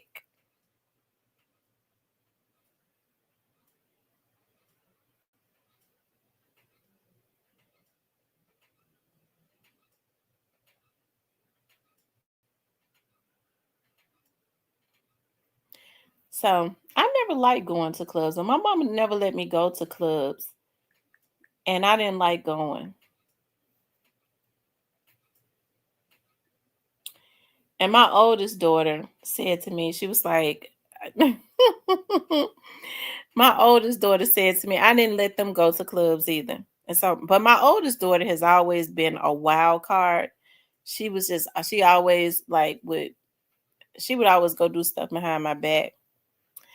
And she just told me, like, maybe like a year ago, she was like, Mama, you remember you used to tell me you wouldn't let me go to clubs? I said, yeah. She was like, the first time, like, we snuck and went to a club, I dropped them off at the movie, and she had her friend Linda's brother to pick them up from the movie after I dropped them off at the movie down in South Haven, and he went and took them to a party. They didn't go to a club, they went to a house party, which she know I totally would have been against. And she said, I regretted that, mama, because they got the shooting at that party. I said, oh my God. Oh my God. They must have been about 17.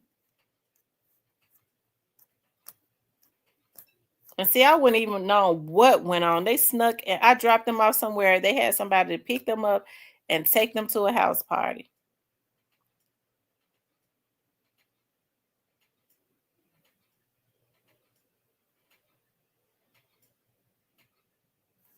He said, I came in and be respectful, and this is what I get really. But if I say something that isn't nice, then you would say I'm in the wrong. What are you talking about?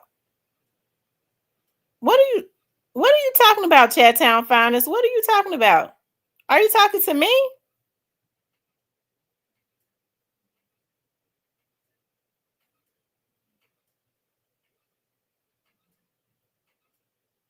Chattown Finest, who are you talking to?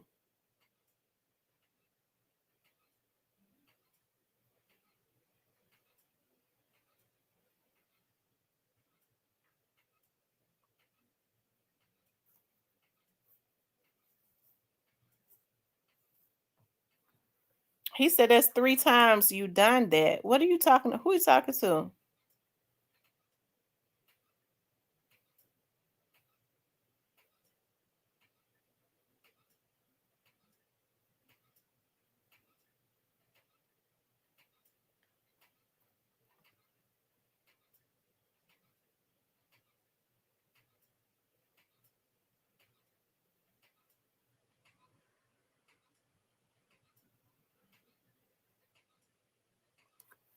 You said she started off saying she said, what you talking about?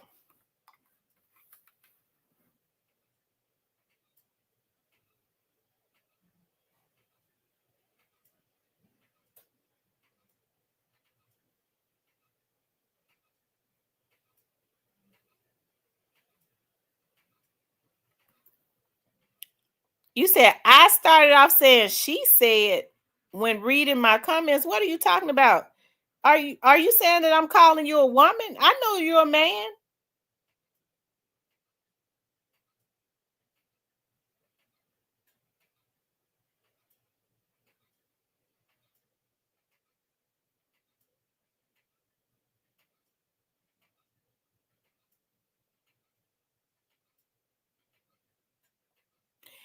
Chattown Finance, I don't even know what you're talking about. Why would I call you a woman? Don't you know all this time that you've been in this chat that I've been knowing that you was a man?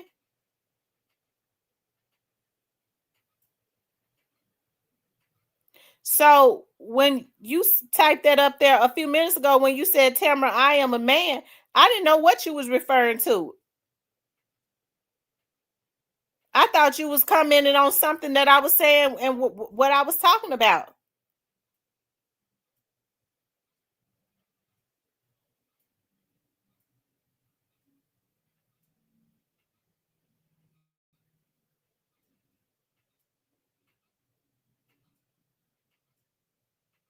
What are you talking about? I've done that 3 times. I have not called you a woman. I don't know what you're talking about.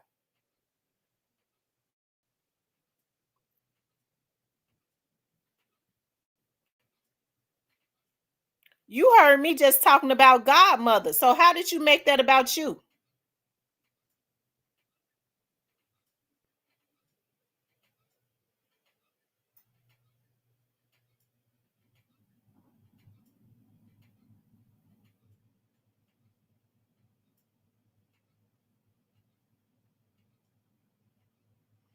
Chattown Finance, this seems like to me you trying to find a reason to argue with me.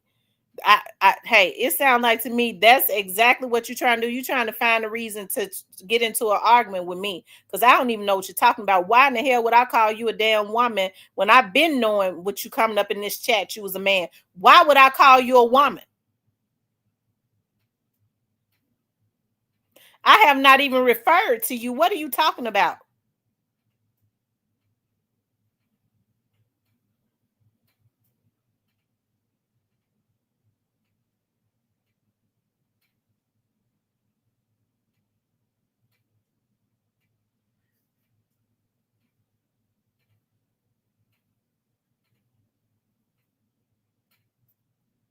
I'm thinking what all that typing you was doing. I'm thinking you just typing or you talking to somebody else in the chat or whatever. My mind was on Vanessa.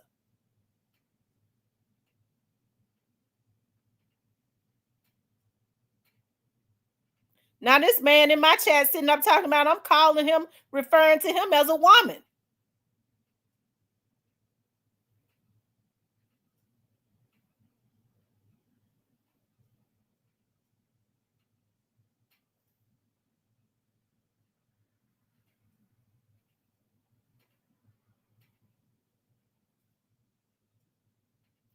A chat town found this. Ain't nobody like tried to put you up to come into my chat to try to start no arguments with me, have they?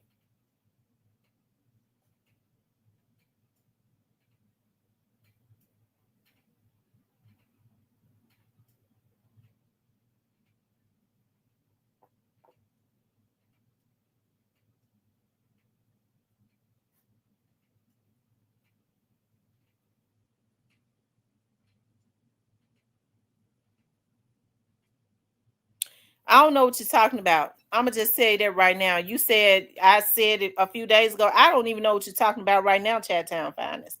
To be completely honest with you, listen, I had not even received. You said I'm calling you a woman. I really don't know what you're talking about.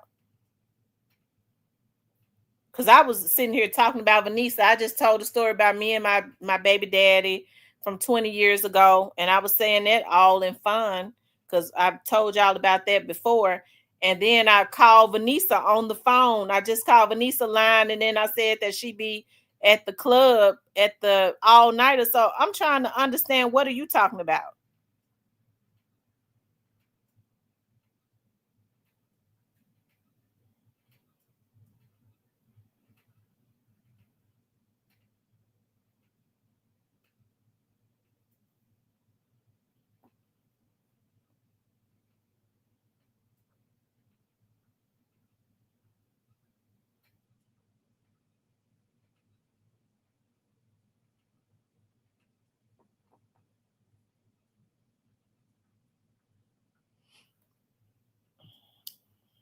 Anyways.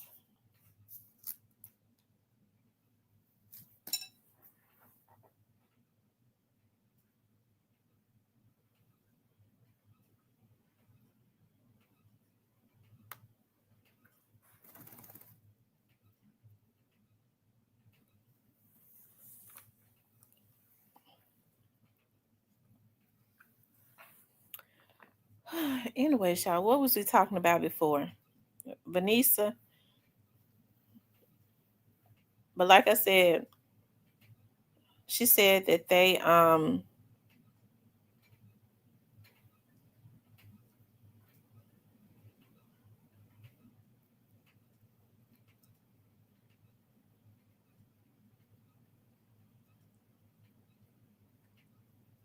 so Chat Town Finest, even if I said she said, who said that they was scared of Godmother? Is that something that you typed?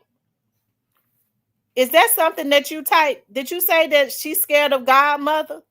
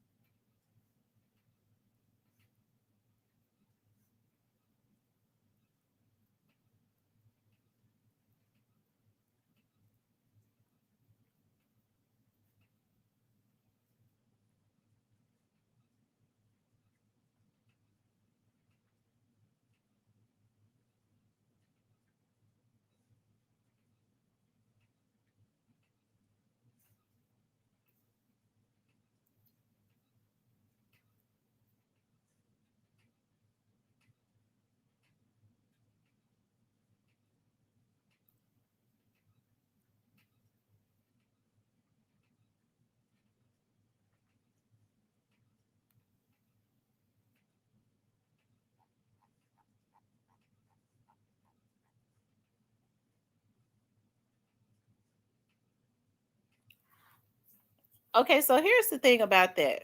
You said that Cypress is scared of Godmother. Um, if I said she, Chat Town Finest, Don't you think that it was a maybe a slip up if I said she, if I called you a she? I don't remember calling you a she because I know that you are a man. So why would I call you a she on purpose?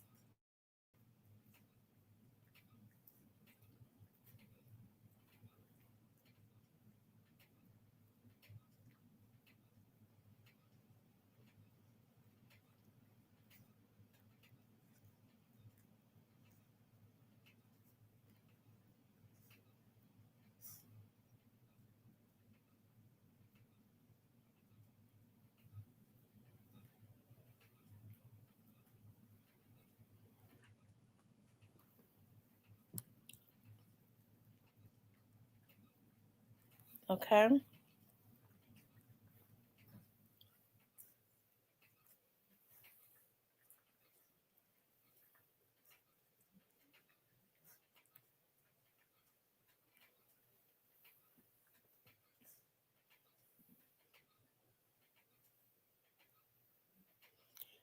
Right.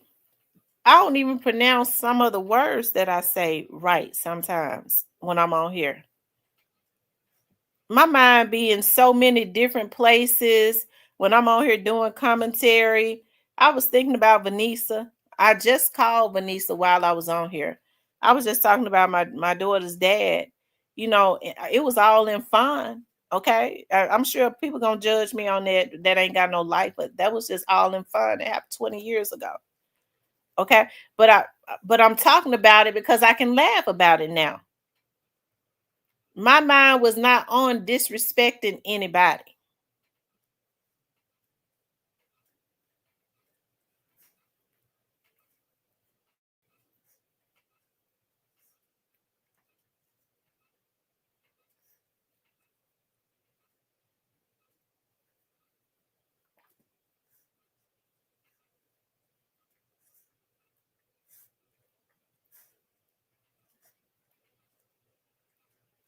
Okay. So anyway, y'all, I we were supposed to be talking about Memphis has a lot of unmatched talent. It's basically the hub for talent. It really is the hub for talent.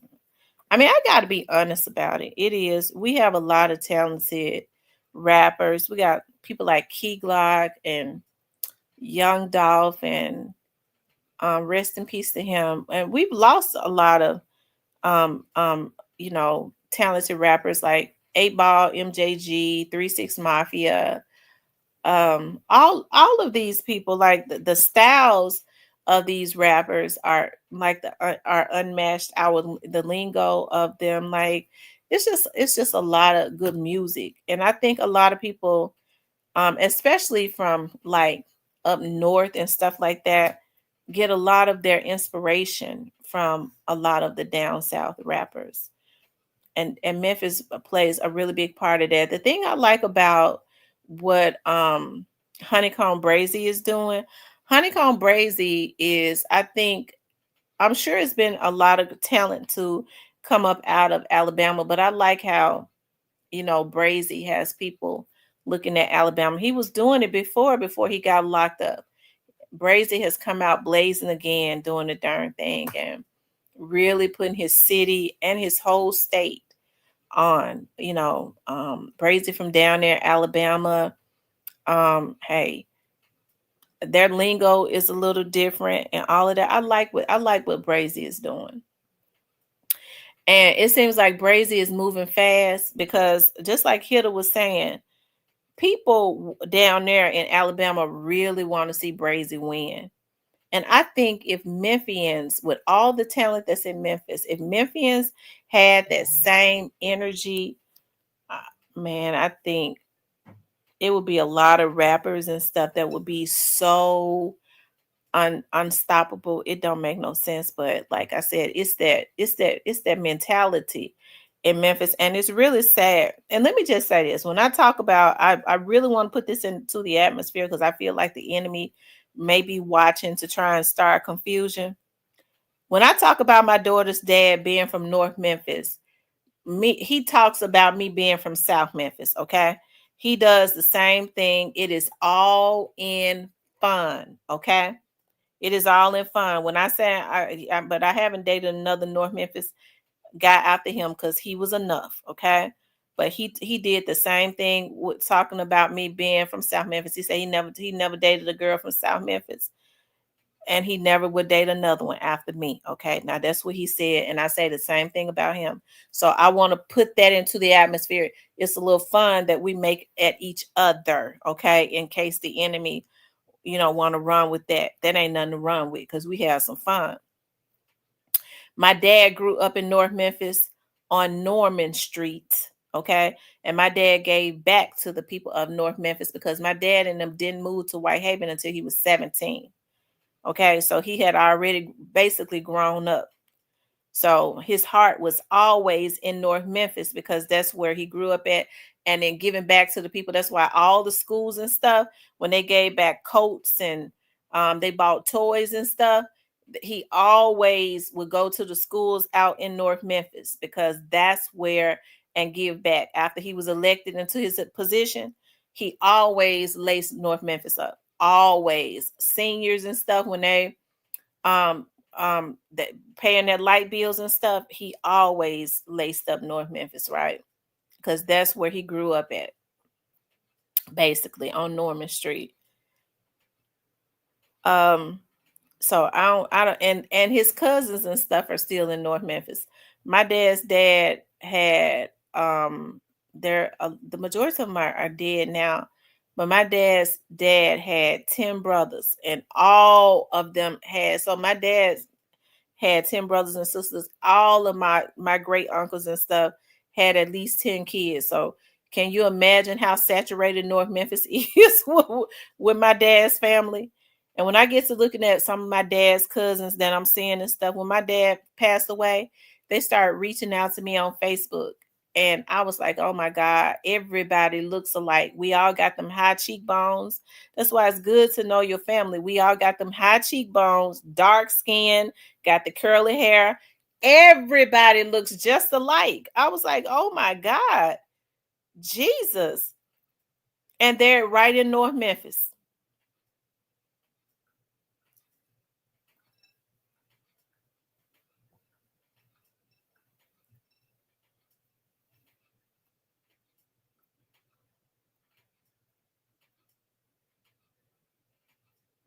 Okay.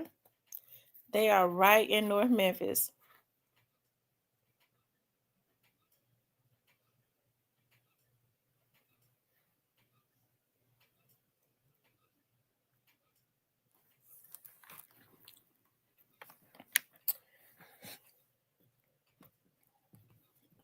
And Chattown Founders, you said who needs a babysitter? What you talking about?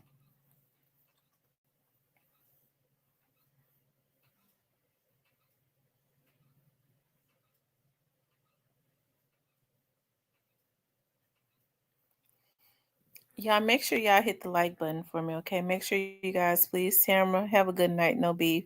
I'm leaving because I see someone is trying to bring the devil out, but I would draw nigh to God. Resist the devil and he will flee. May God bless all of us. That's the level I'm on.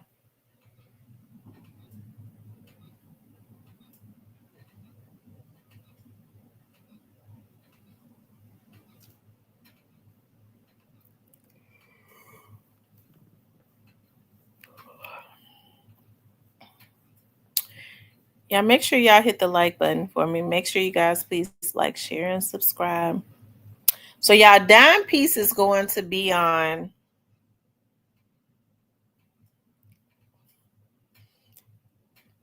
Dime Piece is going to be on this weekend, okay? Um, I texted her today, and she's going to be on this weekend. Shout out to Jessica Dime. I'm very proud of Jessica. And I'm gonna tell y'all something. Jessica had been coming into my chat. Jessica was just coming into the chat And I remember looking at because I didn't know, because you can't hardly see these pictures on here. And she was just coming into the chat talking when I was talking about Memphis. And she was just a commenting just in the chat. And a few weeks ago, I was looking at her in the chat and she said something. I was talking about the Memphis mayor. And I looked, I said, dime piece. And I was looking at a close up of her picture. I said, I wonder if that's Jessica Dime Piece, the real Jessica Dime Piece. And I clicked on her profile and it went straight to her. It went straight to her profile. I was like, that's Jessica from Love and Hip Hop. She had been coming into the chat, chatting with us. I was like, Jessica's been in here before, just normally, just coming in, just commenting and talking with us. And I didn't even know who she was. She's down to earth, very down to earth. And she was my favorite when she came. But y'all know how I be showing favoritism from every, even though I be talking about the people from Memphis, I be cussing finesse them out and stuff. But I be showing favoritism to the people from Memphis, everybody except for Yo Gotti. Okay, he can't redeem himself because he did the ultimate. Okay, and that's how I feel. But I mean, I'm not gonna say he's not talented because he is talented. But what he did is unforgivable.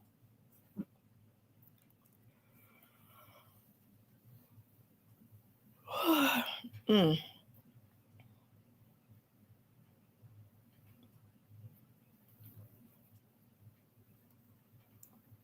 Says at Chattown did not ask you. So Chattown, when you what? So who you saying trying to bring the? Mm. Said Chattown did not ask you to add me. You're the damn devil with your messy grown ass. You stand doing BS. Get up.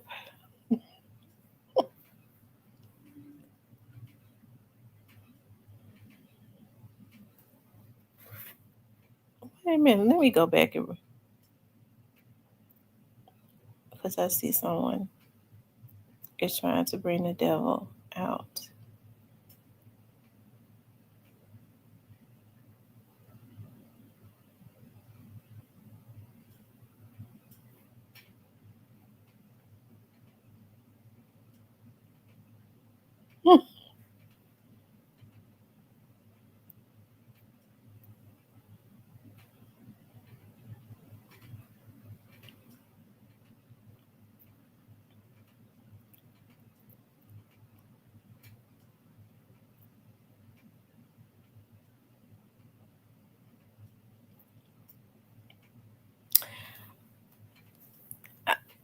Like I don't really know where that energy came from because he says that I was calling him a woman, and I don't know anything about that. I have not seen anybody in here chat town finance that has came at you sideways or nothing. So when you say that people in this chat is picking at you, I have not seen anybody picking at you at all. So um, he said that we trying to somebody trying to bring the devil out of him. I'm trying to understand what is it that's going on where he feels like somebody will want to bring the devil out of him. He said that I called him a woman. I don't remember referring to him as a woman. I absolutely don't. Now he's saying that people trying to bring the devil out of him. I don't understand what's going on.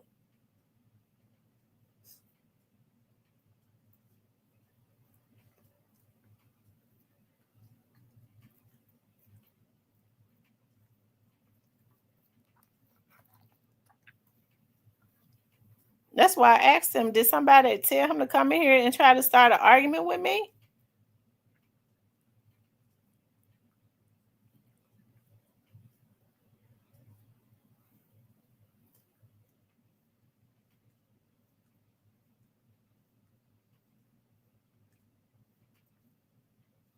Because it came from out of nowhere. I'm still discombobulated. Because he kept saying, when I read his comment, he said, if I start calling you names, you'll say I'm disrespectful. That's what caught my attention. I was like, huh?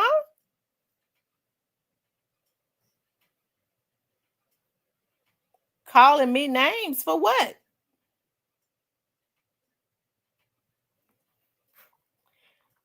And he's saying he's leaving because some people in here trying to bring the devil out of him. And I don't see where nobody has done anything to him in here.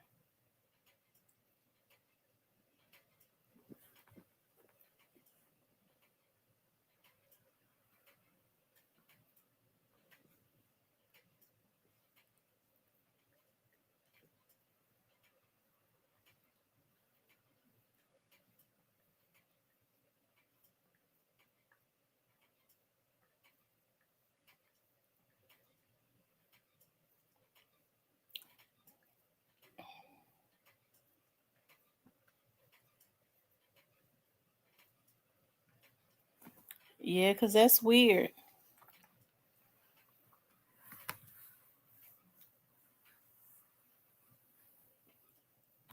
That's weird.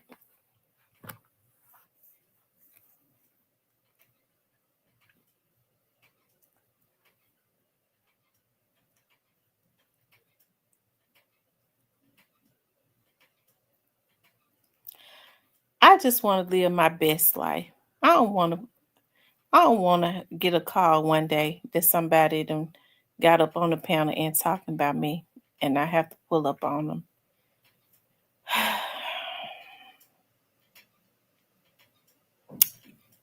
I really I don't.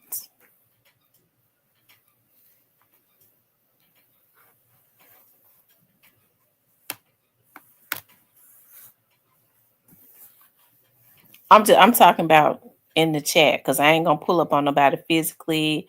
I don't believe in violence or anything like that. I am a non-violent person. Lord, I tell you.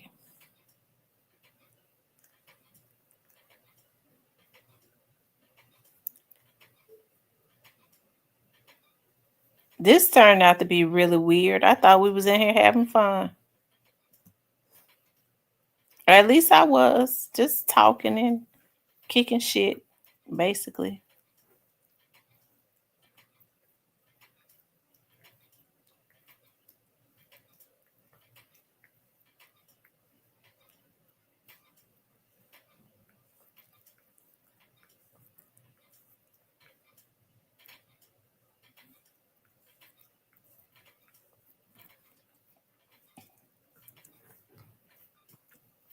Mm, I tell you.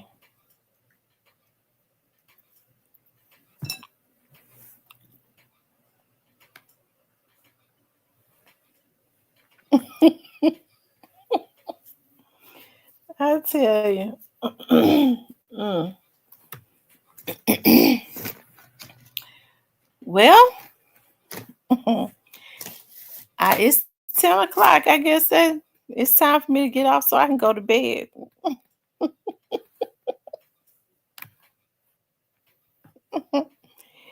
Anyway, y'all, listen. I enjoy everybody. I still think we had fun tonight because it was lighthearted for me. We got on here and we, just kind of talked a little shit, and that was that. It wasn't nothing like, I gotta say this because hey, the whole time Chat Town Finest has been in my chat. I mean, one time before Chat Town Finest said, he told me he had an issue with me.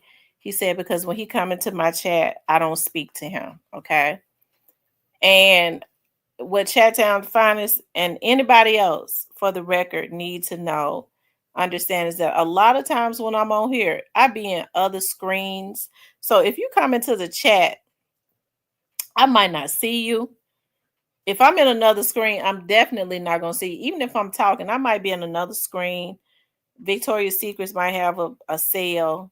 Macy's might have a sale going on, and it be popping across my screen, and I clicks it. Okay, So I may be on another screen. So sometimes when people come in here, if I don't speak to them, especially right away, I probably don't see them. If the chat is moving fast, so that could be one of the things. And then like tonight, like just out of nowhere, I have, he said that because I was reading his comments, but I didn't think he was directing it at me. I don't know what I thought he was having a conversation with some people in the chat, right? He says that I was referring to him as a woman. So I got to be honest. And I am I'm going to be very transparent about it. For him to come in here and say that when I know that, I know that this is a man. I don't, for the life of me, I don't remember referring to him as a woman. I don't. If I did, like a slip up. I don't remember calling him a woman.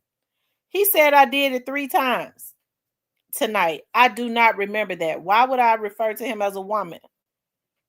So and even if I did it and I don't remember doing it, I'm gonna have to go back and look at the shit myself.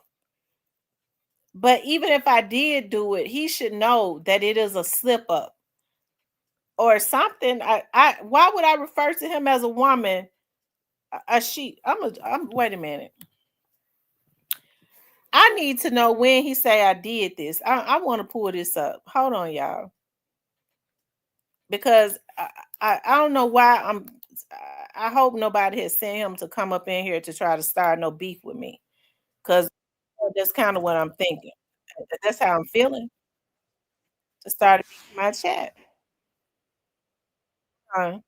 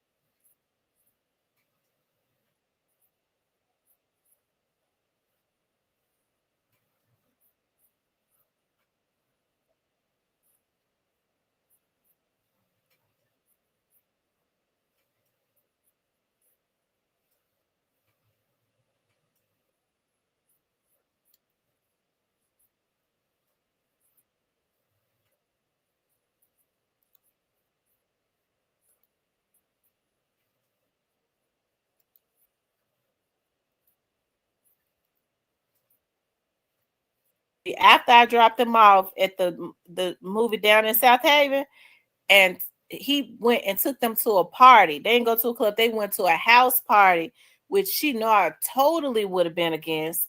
And she said, I regretted that, mama, because they got the shooting at that party. I said, oh my God. Oh my God. They must have been about 17. And see, I wouldn't even know what went on. They snuck and I dropped them off somewhere. They had somebody to pick them up and take them to a house party.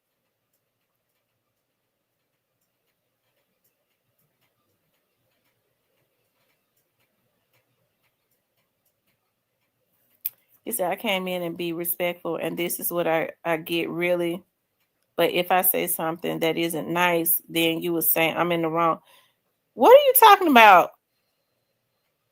What are you what are you talking about, Chattown Finest? What are you talking about? Are you talking to me?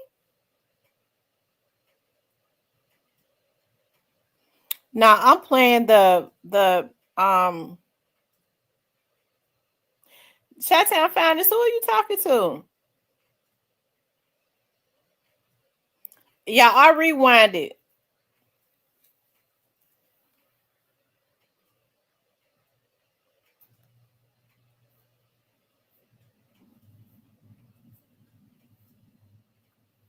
He said that's 3 times you done that. What are you talking to? Who are you talking to?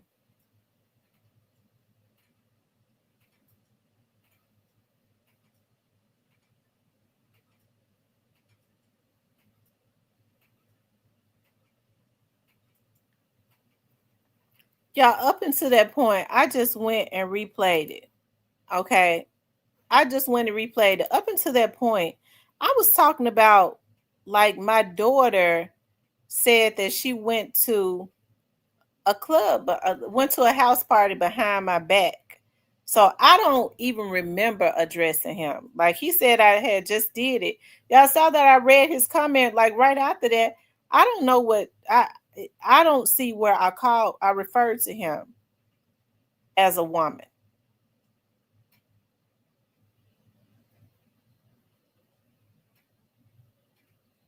Y'all see, I just played it back. I don't see where I referred to him as a woman. I just played it. I didn't hear it.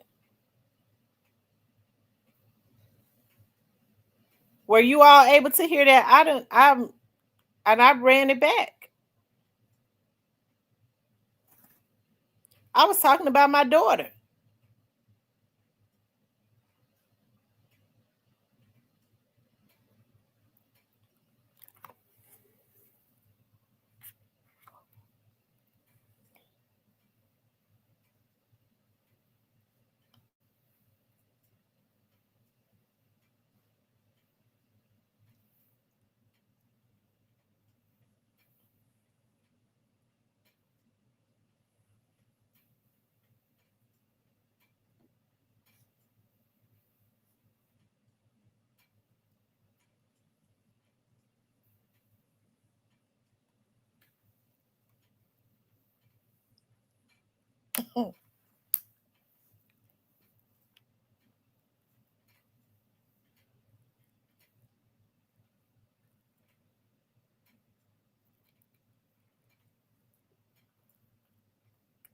And I just played that back while I was on live, so that video is not edited, and I don't edit videos either. So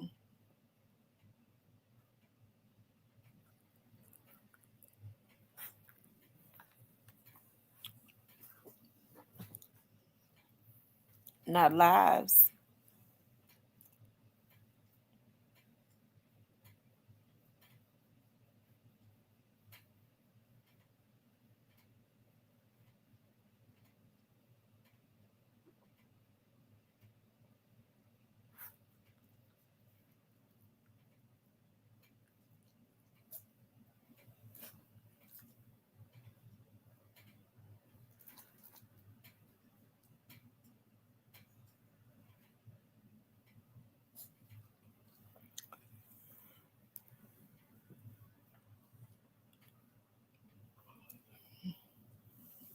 Anyways, y'all, let me get off of here.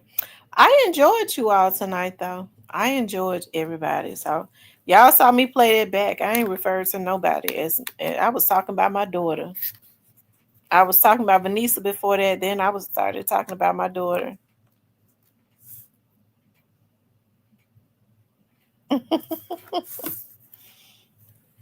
Anyways, y'all, I agree, Diane. Anyways, y'all, I'm gonna get off of here to make sure I ain't got no more assignments to turn in. I'll be back on tomorrow. I love you guys. I'll talk to you tomorrow.